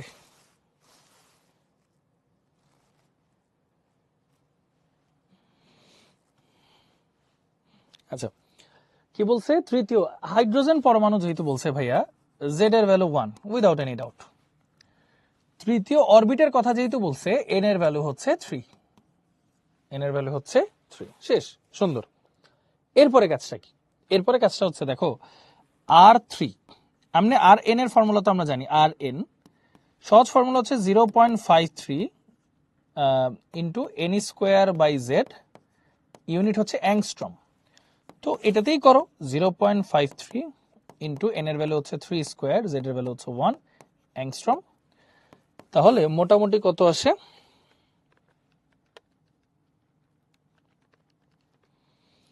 4.77 অ্যাংস্ট্রম, যেটাকে আমরা লিখতে পারবো 4.77 ইন্টু 10⁻⁻10 মিটার। মিটারকে সেন্টিমিটারে নিলে এখানে আরো 2 ঘর কমবে নাকি? 4.77 ইন্টু 10⁻⁸ সেন্টিমিটার, যেহেতু ইউনিটগুলো সেন্টিমিটারে আছে, সো অ্যান্সার কিন্তু দেখো সি চলে আসছে। অ্যান্সার তাহলে সি চলে আসছে। সবাই কি কনভার্সনটা বুঝছো ভাইয়া? কিভাবে আমরা কনভার্ট করলাম, কিভাবে কনভার্সনগুলো কাজ করে?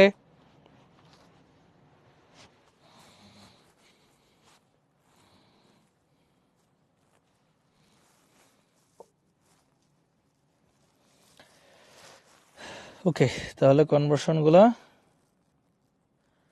আমাদের সবার ক্লিয়ার।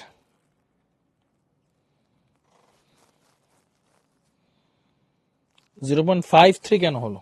আচ্ছা, ভালো কোশ্চেন। 0.53টা কেন হয়েছে?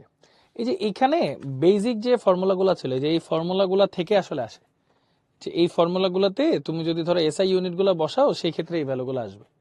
হ্যাঁ, এসআই ইউনিটগুলো বসাইলে এই ভ্যালুগুলো চলে আসবে ফর্মুলাগুলোতে। এখন কোশ্চেন করতে পারো যে ভাই এই ফর্মুলাগুলো কিভাবে আসছে। ধরো এটা কোশ্চেন করলে যে ভাই এই ফর্মুলাগুলো কিভাবে আসছে। যেমন এই ফর্মুলাগুলো জানতে হলে আমাদের ধরো কলম্বের সূত্রে যাইতে হবে, কলম্বের সূত্র থেকে বিভিন্নভাবে প্রতিপাদন করে আসতে হবে। এখন কোশ্চেন হচ্ছে ভাই প্রতিপাদন কি করার দরকার আছে? অ্যান্সার হচ্ছে না, দরকার নেই, প্রতিপাদন আসে না। এখন যদি বলো যে ভাইয়া হ্যাঁ প্রতিপাদন করে একটু আইডিয়া দেন, একটা আইডিয়া দিই তোমাদেরকে, যে ধরো মাঝখানে প্রোটন আছে, চারপাশে ইলেকট্রন আছে, এ কে আকর্ষণ করতেছে, তাই না? তাহলে এফ সি কেন্দ্রমুখী যে বলটা হবে, সেটা আমরা কি বলতে পারি ভাইয়া? ওই যে K into Q1 into Q2 by D square, ডিটা হচ্ছে তাদের মাঝখানে ডিস্টেন্স। আচ্ছা দেখো, এখন একটু খেয়াল করে দেখো, এখানে ধরো চার্জ, একটা ইলেকট্রনের চার্জ হচ্ছে ই, আর এখানে দেখো এন সংখ্যক ইলেকট্রন আছে ধরো, বা জেড সংখ্যক ইলেকট্রন আছে, যে কয়টা প্রোটন সেই কয়টা, মানে বেসিক্যালি এখানে ইলেকট্রন তো আর নাই, একটু ভুল বললাম, সরি। বাইরে একটা ইলেকট্রন আছে আর ভিতরে হচ্ছে প্রোটন আছে, প্রোটন জেড সংখ্যক প্রোটন আছে। তাহলে ইলেকট্রনের চার্জ আর প্রোটনের চার্জ তো সেমই, হ্যাঁ, জাস্ট প্লাস মাইনাস ডিফারেন্ট। তো আমরা জাস্ট অ্যাবসোলিউট চার্জটা নিলাম, জেড ইন্টু ই করলে টোটাল প্রোটনের চার্জ পাওয়া যায়। সো এখানে জেড ই ইন্টু ই থাকলো, আর কে এর ভ্যালুটা কি? কে ইকুয়াল টু কিন্তু 1/4πε0। এগুলো কিন্তু আমরা ফিজিক্সে দেখার কথা। এরপর আরেকটা ফর্মুলা আছে, যদি বাইরের দিকে চলে যেতে চায় তখন ফর্মুলা হচ্ছে F is equal to M V square by R. তারপর এই দুইটা সমান ধরে তারপর সুন্দর করে অনেক ফর্মুলা ডিরাইভ করা যায়, এই দুটাকে সমান ধরে অনেক ফর্মুলা ডিরাইভ করা যায়, পুরো ফিজিক্সের টার্ম চলে আসবে, দরকার নাই। সবাই হিন্ট পাইছো না ভাইয়া? বলো তো, ইউনিট গুলো প্রবলেম হয়, সমস্যা নাই, তুমি সেভাবে মাথায় রাখবা। এনার্জির ইউনিট কি হবে? জুল হবে। আর এগুলো পার অ্যাটম হিসাব করা হয়। ভেলোসিটির ইউনিট কি হবে ভাইয়া? মিটার পার সেকেন্ড হবে। আর যেটা রেডিয়াসের ইউনিট হচ্ছে মিটার হবে। হ্যাঁ, এখন বাকিটা কনভার্সনের উপর বেস করে। 0.53 কি শুধু হাইড্রোজেনের জন্য? ঐশী একটা ভালো কোয়েশ্চেন করছো, কিন্তু একটু খেয়াল করো ঐশী, আমি যখন 0.53 লিখতেছি সাথে দেখো এন স্কোয়ার বাই জেড আসতেছে। এই যে দেখো এখানে এন স্কোয়ার বাই জেড আসতেছে, এই বাকিগুলোর ভ্যালু হচ্ছে 0.53।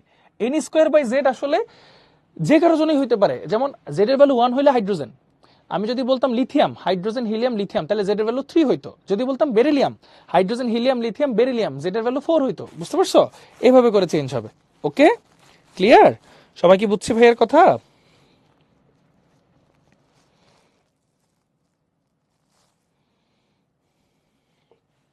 রাশেদ, সূত্র মনে থাকে না, এটা আসলে জাতীয় সমস্যা। ট্রু, সূত্র মনে রাখাটা আসলে ডিফিকাল্ট, বাট একটু বেশি বেশি লিখে প্র্যাকটিস করতে হবে। হ্যাঁ, আচ্ছা, সো এই জিনিসগুলো আমরা দেখলাম মোটামুটি।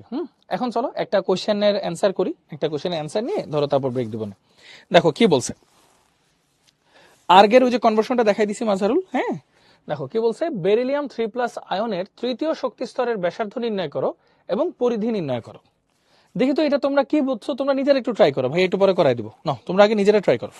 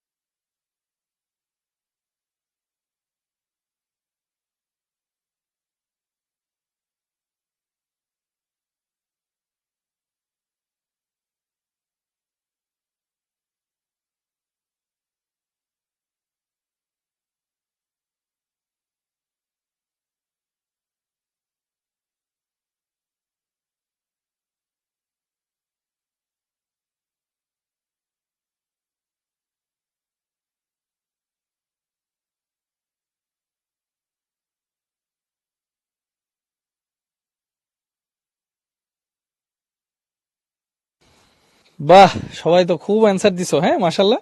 আচ্ছা শোনো, অ্যান্সার সবসময় অ্যাংস্ট্রমে না রেখে চেষ্টা করবা হচ্ছে মিটারে রাখতে, হ্যাঁ। আচ্ছা দেখো ভাই, এখানে কি লিখছে, বেরিলিয়াম লিখছে, হাইড্রোজেন হিলিয়াম লিথিয়াম বেরিলিয়াম। তার মানে জেড এর ভ্যালুটা কত, জেড এর ভ্যালুটা 4, ফাইন। এন এর ভ্যালু কক্ষপথ কত ভাইয়া, তৃতীয় শক্তি স্তর 3। ভাইয়া কিন্তু আবার বলতেছি, থিওরিটিক্যাল লেখার সময় আগে মেইন ফর্মুলাটা লিখবা, তারপর হলো শর্টকাটটা লিখবা। তো আর 3 ইজ ইকুয়াল টু, তাহলে কি আসবে ভাইয়া, 0.53 into N square by Z angstrom. আবারও বলতেছি, এইটা ডিরেক্ট লিখবা না, ডিরেক্ট ওই ফর্মুলাটা লিখবা, বড়টা। বড় কোনটা, হ্যাঁ যাবে, আমি তো অবশ্যই যাবে। এই যে বড় কই, এই বড়, বড়টা লিখে তারপর, হ্যাঁ তারপর ডিরেক্ট ফর্মুলায় লিখবা। আচ্ছা তাহলে কত আসে, 0.53 ইন্টু এন এর ভ্যালু হচ্ছে 3 স্কোয়ার বাই 4 অ্যাংস্ট্রম। তাহলে দেখি কত আসে। হ্যাঁ যাবে যাবে, আমি যাবে, অবশ্যই যাবে বাবা, যাবে। 0.53 ইন্টু 9 ডিভাইড বাই 4, তাহলে কত আসে, 1.1925 অ্যাংস্ট্রম, যেটাকে আমরা লিখবো হচ্ছে 1.1925 ইন্টু 10⁻⁻10 মিটার। আচ্ছা শেষ, এটা ডান। পরিধি বলছে, পরিধি কি ভাইয়া, 2πr3, মানে 2πr পরিধি, জাস্ট 2π গুণ হবে এটার সাথে, তাহলে আসে হচ্ছে 7.493 ইন্টু 10⁻⁻10 মিটার। শেষ হয়ে গেল, সুন্দর মিলছে সবার সাথে। ঝটপট একটু ভাইকে টিচার ইনবক্সে বলে দাও যে সবার সাথে মিলে গেছে কিনা, সুন্দর করে।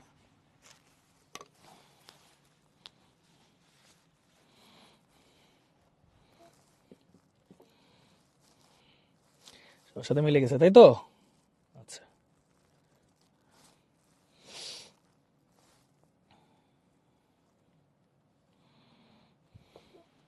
আচ্ছা, সবার সাথে মিলে গেছে, ভেরি গুড।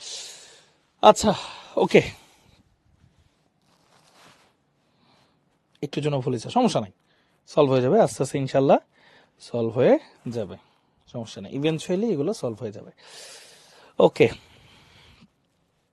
ভাই, ব্রেক, ব্রেক দিচ্ছি, দিচ্ছি এক্ষুনি দিচ্ছি। তার মানে তোমরা কি ভাই জেড আর এন এটা পার্থক্য বুঝতে পারছো না ভাই, ইনশাল্লাহ জেড আর এন। হ্যাঁ কিভাবে লিখবো আমি বলি, নুহাক ভালো কোয়েশ্চেন করছো।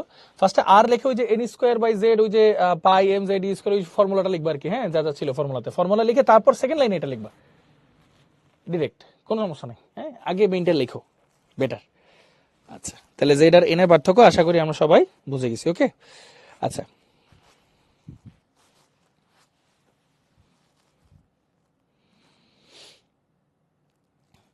ওকে,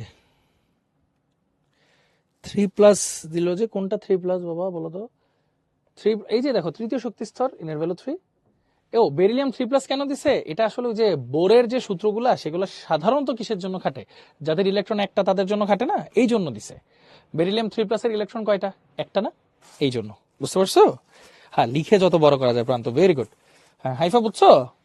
আচ্ছা এই জন্য 3+ দিছে, ওইটা একটু মনে রাখা লাগবে রে রাশফি ভাইয়া, একটু মনে রাখা লাগবে। আচ্ছা ওকে, সো ওকে ক্লিয়ার। আচ্ছা তাহলে একটা ব্রেক দিই নাকি, একটা ব্রেক দিই, ব্রেক দিয়ে তারপর আমাদের আর অল্প কিছু পড়াশোনা আছে, একটু ম্যাথমেটিক্যাল প্রবলেম আছে, ওগুলো সলভ করলে মোটামুটি আমাদের তাহলে শেষ হয়ে যাবে, আজকে টেনশন নিও না। আমি 3 মাইনাস করে দিচ্ছি, তাই মিলে নেই, আচ্ছা না 3 মাইনাস করা লাগবে না, হ্যাঁ ওটা ইলেকট্রনের হিসাব, জেড এর সাথে ইলেকট্রনের হিসাবের কোনো সম্পর্ক নাই, যেটা হচ্ছে প্রোটন সংখ্যা বা পারমাণবিক সংখ্যা, ওকে।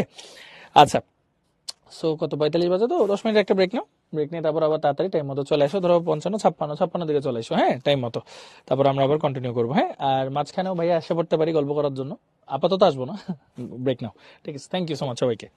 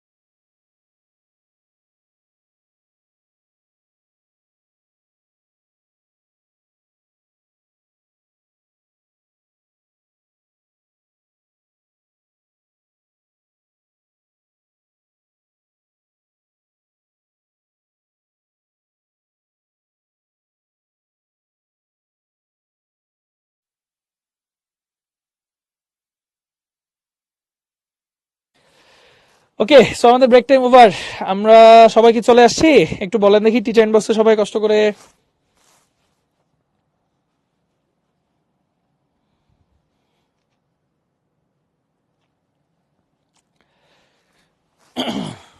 ওকে, সবাই চলে আসছে, ভেরি গুড। সো আসো, বাকি সামনের অংশগুলো আমরা শেষ করি। ওইখানেই ছিল, আচ্ছা, ভেরি গুড।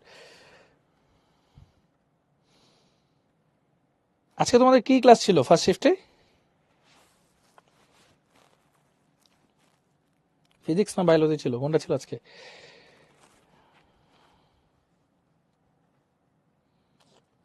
ম্যাথ ছিল আজকে, বাহ, সাধারণ।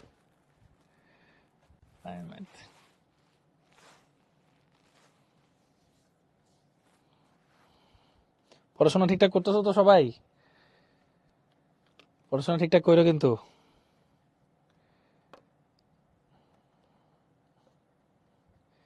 সময় কিন্তু খুব দ্রুত চলে যাচ্ছে ভাইয়া।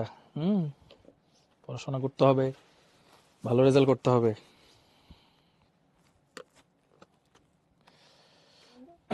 আলহামদুলিল্লাহ, গুড। ভালো করে করো সবাই। আসো, তো এইগুলো আমরা দেখলাম। এরপর চলো পরে কোশ্চেনে যাই। হাইড্রোজেন পরমাণুর চতুর্থ শক্তি স্তরের ব্যাসার্ধ, আবর্তনশীল ইলেকট্রনের বেগ, শক্তি কত? তিনটা কোশ্চেন আছে এখানে, কয়েকটা বিষয় নিয়ে কথাবার্তা আছে।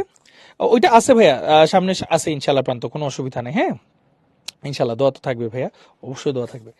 দেখো, হাইড্রোজেন পরমাণুর চতুর্থ শক্তি স্তরের ব্যাসার্ধ, আবর্তনশীল ইলেকট্রনের বেগ, শক্তি কত? এই কয়েকটা কোশ্চেন।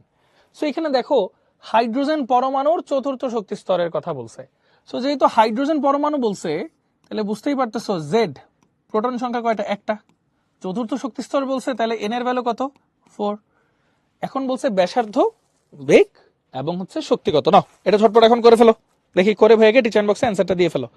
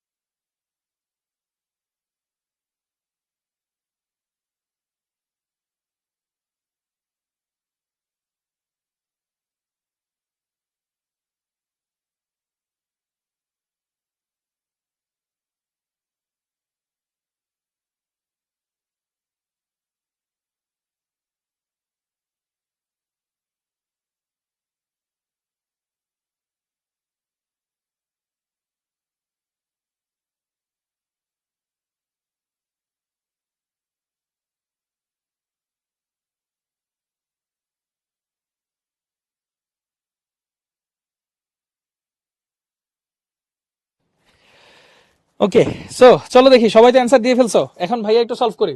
ফার্স্টে আমি কিন্তু শর্টে লিখবো, তোমরা কিন্তু আগে ফুল ফর্মুলাটা লিখে তারপর লিখবা, হ্যাঁ।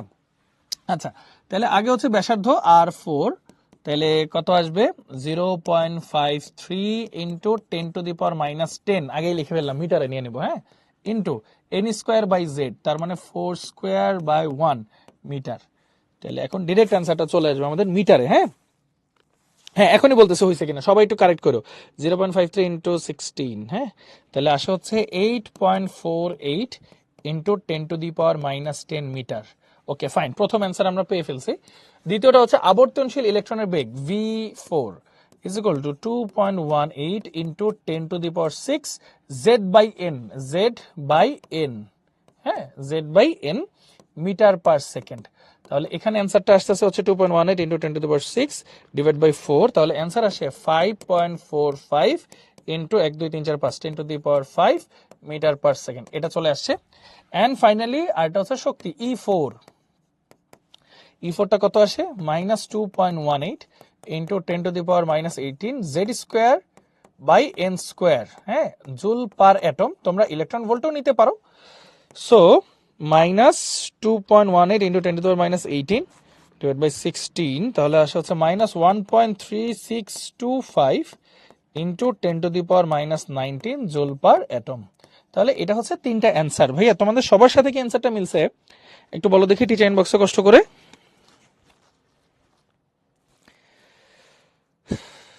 মিলার কথা আশা করি ইনশাল্লাহ। না, বিহার মিলে গেছে, ভেরি গুড। বাকিরা একটু বলো দেখি। অনন্যা, ফারিয়া একটা বলেছে, আচ্ছা সমস্যা নেই। নুকসানা মিলছে, very good. Amrita, very good. Sanjida মিলছে, very good. Mehedi, very good. Pranto, very good. তারপর কোথায় আমার বাচ্চা কাচ্চারা সব?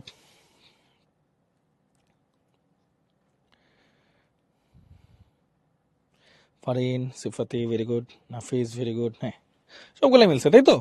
আচ্ছা, গুড। সো এগুলো আমরা দেখে নিলাম। এরপরে একটা কোশ্চেন আছে, কি বলছে দেখো তো। দ্বিতীয় কক্ষপথে ঘূর্ণায়মান ইলেকট্রনটির প্রতি সেকেন্ডে আবর্তন সংখ্যা হিসাব করো। দ্বিতীয় কক্ষপথে ঘূর্ণায়মান ইলেকট্রনটির প্রতি সেকেন্ডে আবর্তন সংখ্যা হিসাব করো। জেড এর ভ্যালু এখানে দেওয়া আছে, ইনফরমেশন গুলো দেওয়া আছে। এখন যদি আব্দুল্লাহ একটা বলেছে, অসুবিধা নেই ভাই, হ্যাঁ, শক্তি বের করাটা আবার দেখাবো ঐশী, অবশ্যই। শক্তিটা হচ্ছে -2.18 ইন্টু 10⁻⁻18 ইন্টু Z²/n²। জেড এর ভ্যালু তো 1, এন এর ভ্যালু 4, এই তো জুল পার অ্যাটম। বুঝতে পারছো ঐশী?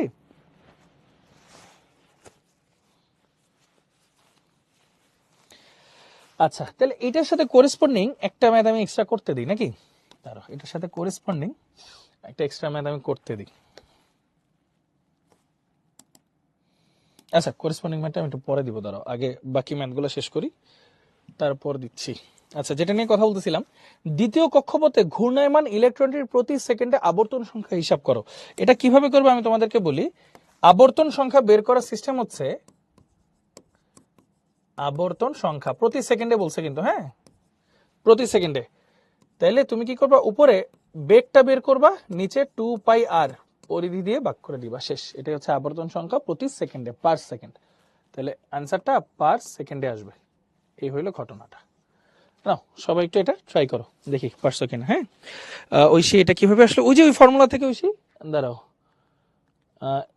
কই গেল ফর্মুলা? এই যে এই ফর্মুলা থেকে, হ্যাঁ, এটা জেড স্কোয়ার, হ্যাঁ, এই Z²m e⁴ এটাকে দুই ভাবে লিখতে হয়। একবারে ডিরেক্টলি যদি এটা বসাও তাহলে 0 আসবে। আগে m² NH ε0, এপসাইলন মানে হচ্ছে শূন্যস্থানে ভেদনযোগ্যতা, এগুলো আলাদা, তারপর আলাদা দুইটা পার্টে গুণ করে হিসাব করতে হয়, বুঝছো? হ্যাঁ, হবে, মিললেই হয়েছে, নোহা, সমস্যা নেই। হ্যাঁ, 10-এর জায়গায় 20 দিয়ে দিছিল, আচ্ছা অসুবিধা নেই। আচ্ছা, নাও এটা একটু সলভ করো সবাই, নাও দ্রুত। ঐশী বুঝছো? বললো।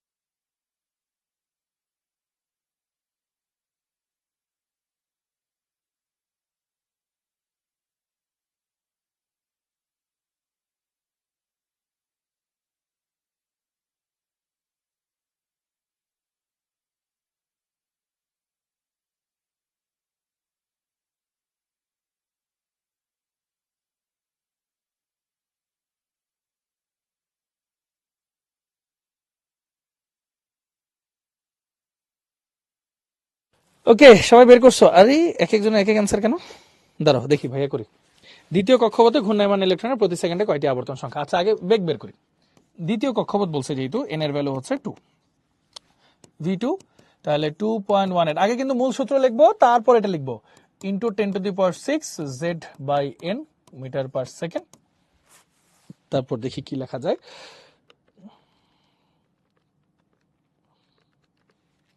আচ্ছা এটা আসে হচ্ছে 1.09 ইন্টু 1 2 3 4 5 6 1 2 3 4 5 6 হ্যাঁ 10⁶ মিটার পার সেকেন্ড।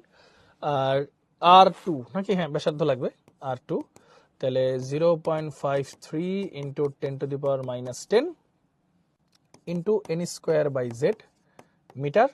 সো এটা আসে হচ্ছে 0.53 into 10⁻10 into N square by Z, যেটা ভ্যালু 1। ওকে, তাহলে 2.12 ইন্টু 10⁻10 মিটার।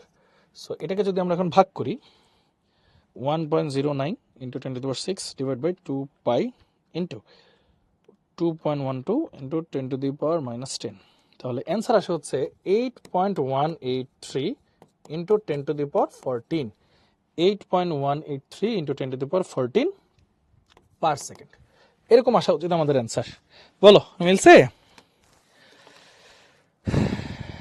কোনো সমস্যা নাই নিশান, অসুবিধা নাই, ভুল হবেই, ভুল হইতে হইতে শিখবো। সবচেয়ে ভালো কথা ভাইয়ার ক্লাসে ভুল করো, কোনো অসুবিধা নাই, মেইন পরীক্ষায় যেন ওইটা মাথায় থাকে যে ভাইয়ার কাছে এটা ভুল করছিলাম, মেইন পরীক্ষায় গিয়ে আর ইনশাল্লাহ ভুল করা চলবে না। মেইন পরীক্ষায় গিয়ে ভুল করা কোনোভাবে চলবে না। ওকে মিলছে? আর এইচ হচ্ছে ভাইয়া রিদবার্গের ধ্রুবক, এগুলো আমরা পরে আস্তে আস্তে দেখবো ভাইয়া, টেনশন নিও না, এগুলো পরে আস্তে আস্তে সিকোয়েন্সিয়ালি আমরা দেখতে থাকবো। আচ্ছা চলো আরো কিছু প্র্যাকটিস আছে। উদ্দীপকের E1 ও E3 শক্তি স্তরের মধ্যে কোনটির শক্তি বেশি গাণিতিকভাবে ব্যাখ্যা করো। গাণিতিকভাবে ব্যাখ্যা করতে বলছে। পার সেকেন্ড মানে হ্যাঁ ওইভাবে বলা যায়, হ্যাঁ ভেরি গুড। আবর্তন সংখ্যা ভাইয়া মানে প্রতি সেকেন্ডে কয়বার আবর্তন করতেছো সেটা বুঝাইছে নোহা, আর কিছুই না। আর এইচ মানে রিদবার্গের ধ্রুবক। আচ্ছা এখানে বলে এটার অ্যান্সার কি হবে এটা তো বুঝো। উদ্দীপকের E1 ও E3 শক্তি স্তরের মধ্যে কোনটির শক্তি বেশি গাণিতিকভাবে ব্যাখ্যা করো। অবশ্যই E3। দেখো এখানে হাইড্রোজেন পরমাণু বলছে, হাইড্রোজেন পরমাণুর E1 E2 E3 এই তিনটা নিয়ে কিন্তু আমরা অলরেডি কথা বলে ফেলছি। কোথায় কথা বলে ফেলছি একটু তোমাদেরকে দেখাই আনি। হ্যাঁ ভাই আগে ভাগেই করাই ফেলছে অনেক কিছু। এই যে দেখো কার শক্তি বেশি কার শক্তি কম এটা অলরেডি আমরা করে ফেলবো। এই পার সেকেন্ডই হার্জ, সমস্যা নাই, লিখতে পারো ভাই, অসুবিধা নাই। হ্যাঁ ওকে এক্স্যাক্টলি, ভেরি গুড প্রান্ত। হ্যাঁ আচ্ছা সানাউল্লাহ কি ভিটা আবার দেখাবো। ভেলোসিটি কি ভাইয়া 2.18 into 10⁶ Z by N, Z এর ভ্যালু বসাবো এন এর ভ্যালু বসাবো, যেটা আসবে সেটাই শেষ। ওকে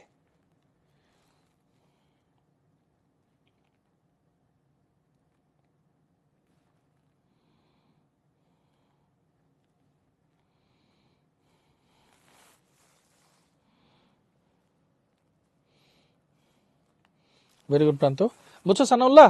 ক্লিয়ার ভাইয়া সবাই? সো এটা এটা আশা করি আমরা পারবো, এটা অলরেডি আমরা পড়াই ফেলছি নাকি, এটা অলরেডি আমরা পড়াই ফেলছি। সো এটা আমরা পারবো, এটা নিয়ে কোনো টেনশন নাই। আচ্ছা এই ফর্মুলাটা কোত্থেকে আসে এটা যদি একটু জানতে চাও। হ্যাঁ আচ্ছা কৌণিক বেগ কাকে বলে একটু বলো দেখি ভাইয়াকে, দেখি ফিজিক্সে একটু চলে যাই।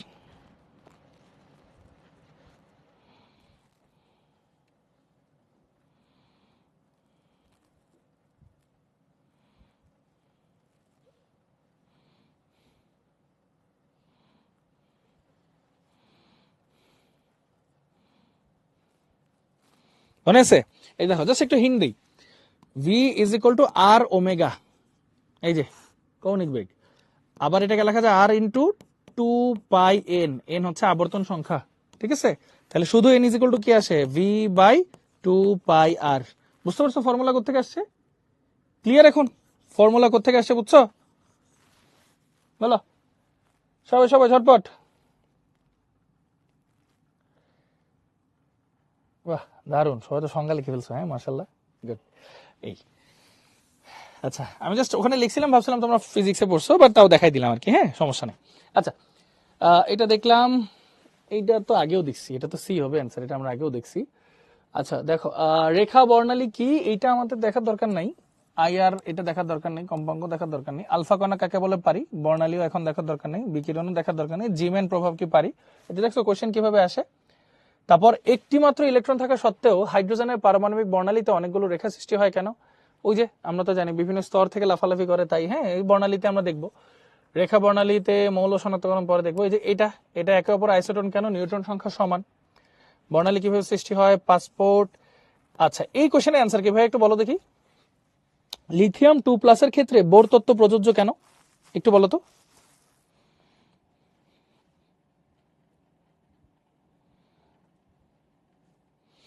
মানে প্রতি সেকেন্ডে কয়বার ঘুরে এইটা? অমৃতা, রেফ per second, revolutions per second বলে আর কি। হ্যাঁ ভেরি গুড, লিথিয়াম 2+ মানে একটা ইলেকট্রন, ভেরি গুড। আচ্ছা ইউভিটা এখন না, চিকিৎসা এখন না, এই যে এটা এখন Fe2+ আর কোবাল্ট 3+ পরস্পরের আইসো ইলেকট্রনিক, ব্যাখ্যা করো। অ্যান্সার কি সোজা, আমরা জানি ইলেকট্রন সংখ্যা সমান, ওইভাবে করে ব্যাখ্যা করতে হবে। আচ্ছা গুড, ওকে। এখন যদি তোমাদেরকে একটা টাস্ক দিই, হ্যাঁ লেটস সে তোমার কাছে আছে হাইড্রোজেন, হিলিয়াম, লিথিয়াম, লিথিয়াম দিই, ধরো তোমাকে আমি দিলাম, তোমার কাছে আছে হচ্ছে লিথিয়াম 2+, লিথিয়াম 2+, এটার তৃতীয় কক্ষপথের বেগ, ব্যাসার্ধ, শক্তি এগুলা বের করবা। আর এটা যদি তৃতীয় থেকে প্রথম কক্ষপথে লাফ দেয় তখন শক্তির পরিবর্তনটা কত হবে সেটা বের করবা। নাও এই 4টা কাজ দ্রুত তোমরা তাহলে একটু করে ফেলো। Thank you.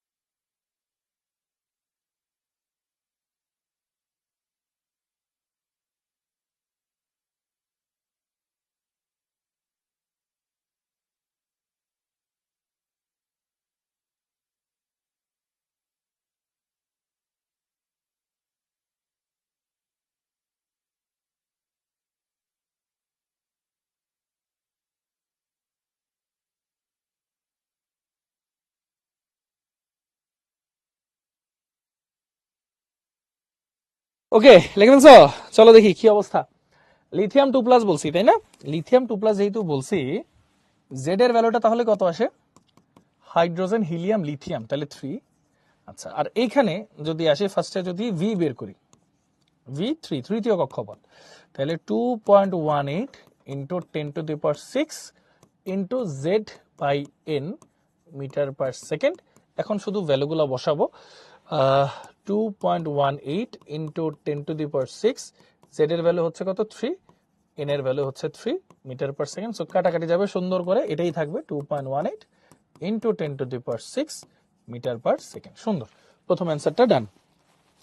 প্রথমটা সবার সাথে মিলছে? হ্যাঁ, সবার সাথে মিলার কথা। পরেরটা দেখি, আর R3 0.53 into 10⁻⁻10 n square by Z metre. So ultimately 0.53 into 10⁻⁻10, n এর ভ্যালু হচ্ছে 3 স্কোয়ার বাই 3 মিটার। সো শুধু 3 দিয়ে একটা গুণ হবে নাকি? 1.59 into 10⁻⁻10 metre. Finally Shakti E3 minus 2.18 into 10⁻⁻18 z square by n square joule per atom. So minus 2.18 into 10⁻⁻18, z এর value তো হচ্ছে কত? ও, এটা তো সেমই, তাহলে 3 square by 3 square joule per atom. So ultimately minus 2.18 into 10⁻⁻18 joule per atom, এটাই চলে আসবে। আচ্ছা, সো এগুলো আমরা বের করে ফেলছি, এগুলো আশা করি সবার সাথে মিলছে। মিলছে না? মানে প্রথম কোয়েশ্চেন কি সবার সাথে মিলছে? বলো একটু ভাইয়াকে কষ্ট করে, প্রথমটা আমাদের সবার সাথে মিলে গেছে কিনা।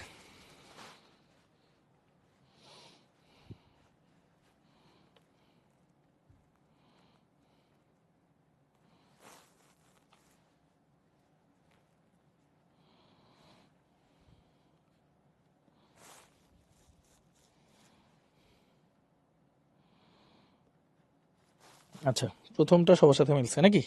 আচ্ছা, উল্লাস মিলে নাই? আরেকবার একটু ট্রাই করো ভাইয়া। হ্যাঁ, আচ্ছা, না না ওয়ালিদ করবো না। দেখো, তারপর হচ্ছে তৃতীয় থেকে প্রথম ডেল ই বানাইতে বলছে। আচ্ছা, তাহলে প্রথমটা একটু বের করি আগে। হ্যাঁ, E1 is equal two minus 2.18 into 10⁻⁻18 Z square, Z এর ভ্যালু হচ্ছে 3 স্কোয়ার বাই এন হচ্ছে 1 square joule per atom.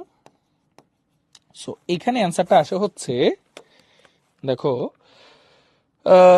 Minus 2.18 into 10⁻⁻18 into 9, তাই না? তাহলে আসা হচ্ছে minus 1.962 into 10⁻⁻17 joule per atom, এরকম আসে। আচ্ছা, এখন বলছে তৃতীয় থেকে প্রথম শক্তি স্তরে যদি আসে তাহলে ডেল্টা ইটা আসবে হচ্ছে E3, বড়টা থেকে ছোটটা বিয়োগ হবে, E3 minus E1। So ultimately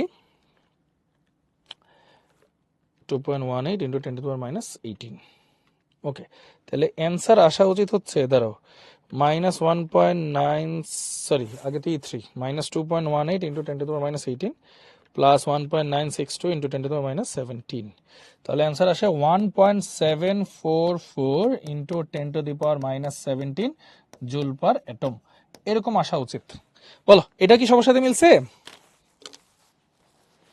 হ্যাঁ, ইলেকট্রন ভোল্ট দিয়েও করতে পারো ভাইয়া, কোনো সমস্যা নাই। হ্যাঁ, ইলেকট্রন ভোল্ট দিয়েও তোমরা সহজেই করে ফেলতে পারো, ইলেকট্রন ভোল্ট দিয়েও তোমরা সহজে করে ফেলতে পারো।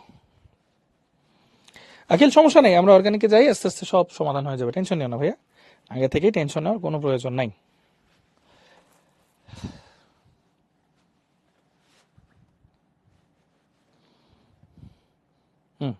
গুড, মিলে গেছে।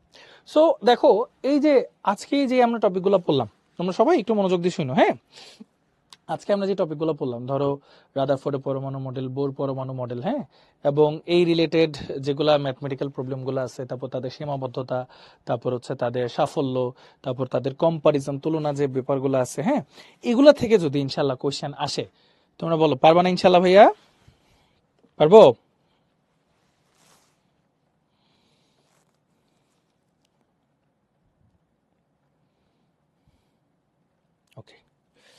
আচ্ছা, ওকে, এখন কিছু জিনিস একটু মাথায় রাখতে হবে। ফার্স্ট অফ অল যে আমাদের যখন কনভার্সন গুলো আসে ভাইয়া, কনভার্সন গুলো আমাদের সবসময় ভুল হয়। তো একটু মনে রাখো ভাইয়া, প্রশ্নগুলা কিসে দেওয়া আছে, তোমার কিসে কনভার্ট করতে হবে। আমি কি করতাম, আমি জাস্ট আমারটা একটু শেয়ার করি। আমি সবসময় এসআই এককে সবকিছু করতাম। ধরো অ্যান্সার গুলো মিটার কেজি এরকমই রাখতাম, তাহলে অ্যান্সার গুলো সব এসআই এককে আসতো। এরপর আমি কোশ্চেন অনুযায়ী অ্যান্সার গুলা চেঞ্জ করতাম। এরপর আমি কোশ্চেন অনুযায়ী অ্যান্সার গুলা চেঞ্জ করতাম ভাইয়া, বুঝছো? থ্যাংক ইউ প্রান্ত ভাইয়া, thank you so much. So সবসময় এটা একটু মাথায় রেখো যে তোমরা এইভাবে করলে হয়তো তোমাদের জন্য বেনিফিশিয়াল হবে। যেমন অনেকের কাছে অনেকটা, যেমন আমার কিন্তু কনভার্ট করতে অনেক বেশি প্যারা হইতো, মানে মাথায় আউলা ঝাউলা যাইতো যে সেন্টিমিটার থেকে মিটার, মিটার থেকে সেন্টিমিটার। আমার কিন্তু এটাতেও প্যারা হইতো একটা সময়, কিন্তু আমি সবসময় এটা ফলো করতাম ভাইয়া যে আগে এসআই তারপর বাকিগুলা, আগে এসআই তারপর যে কোনো কিছু। সো এগুলো একটু মাথায় রাখতে হবে। হ্যাঁ, এটা একটা। দ্বিতীয় কথা হচ্ছে ইলেকট্রন ভোল্টের কনভার্সন।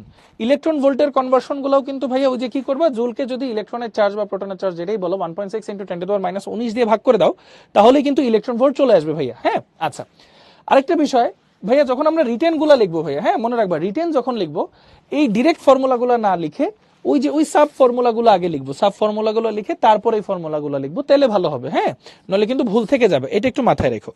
আচ্ছা, একটা কোয়েশ্চেন কি বলছো ভাইয়া, টেস্ট এক্সাম চলে কিভাবে ক্লাস করবো বলেন বেশ। আচ্ছা জিদান, ভালো কোয়েশ্চেন করছো ভাইয়া। অনেকেরই টেস্ট এক্সাম চলতেছে, অথবা শেষের দিকে অথবা সামনে শুরু হবে। তাদের জন্য একটা ছোট্ট পরামর্শ দিই ভাইয়া, এখানে চিন্তার কোনো কারণ নাই। ফার্স্ট অফ অল, কেন চিন্তার কারণ নাই, আমাদের রেকর্ডেড থাকে। যাদের যতটুকু সম্ভব লাইভ ক্লাস করার চেষ্টা করো, এতে সুবিধা হবে কি, যেমন আমি একদম জেনুইনলি বলি, আজকে আমরা এই চ্যাপ্টারের ইন্ট্রোডাকশন পড়ছি কিন্তু বেসিক্যালি, তাই না? খুব কঠিন জিনিস বা খুব উল্টাপাল্টা জিনিস কিন্তু আমরা পড়িনি, খুব সহজ জিনিসই পড়ছি, এগুলো থেকে প্রশ্ন ভালোই আসে। হ্যাঁ, আস্তে আস্তে যখন আমরা সামনের দিকে যাবো ভাইয়া, একটু চিন্তা করো, সামনে কিন্তু আমাদের বর্ণালী, কোয়ান্টাম সংখ্যা, দ্রাব্যতা, এরকম বিষয়গুলো কিন্তু চলে আসবে। এবং আয়ন শনাক্তকরণ, দ্রাবক নিঃশেষণ, ওই যে মানে বিষয়গুলো আছে আর কি, সবগুলো কিন্তু আস্তে আস্তে চলে আসবে। সো যখন চলে আসবে আস্তে আস্তে পড়ার ডিফিকাল্টি হয়তো একটু বাড়বে, এটা মনে হবে, কিন্তু ওই যে জিনিসগুলো অনেকটা এরকম, যেমন আজকে মোটামুটি আমাদের একদম এক্সাক্ট টাইমেই সব শেষ হয়ে গেল, পরের দিন হয়তো একটু কম বেশি লাগতেই পারে।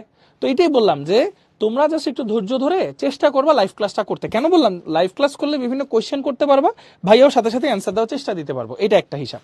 আর যদি কোনো কারণে লাইভ ক্লাস করা, ধরো পরের দিন তোমার ফিজিক্স পরীক্ষা, আজকে কেমিস্ট্রি ক্লাস তুমি কেমন করবা, তাই না? স্বাভাবিক, তোমার তো পড়তে হবে বাসায়।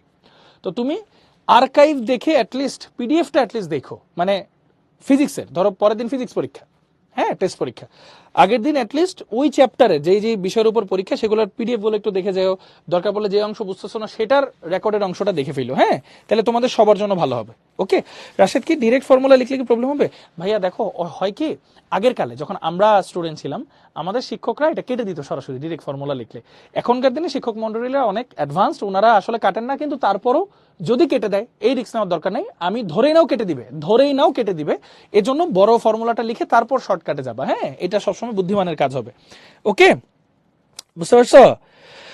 ওকে, সো এই তো মোটামুটি তোমাদেরকে অনেক আইডিয়া দিলাম। সো টেস্ট চললে, ক্লাস মিস গেলে কোনো ক্ষতি নেই ভাইয়া, রেকর্ডেড থাকবে, সবকিছুই থাকবে, আমাদের কিউএনএ সার্ভিস আছে, আমরাও তো আছি ভাইয়া, ইনশাআল্লাহ যোগাযোগ হবে, কথা হবে, কোনো সমস্যা নেই। হ্যাঁ, আচ্ছা, ওকে, সো এই তো ভাইয়া, আজকের ক্লাস আমাদের এতটুকুই। So thank you so much সবাইকে, কষ্ট করে ধৈর্য ধরে এতক্ষণ ক্লাসটা করার জন্য।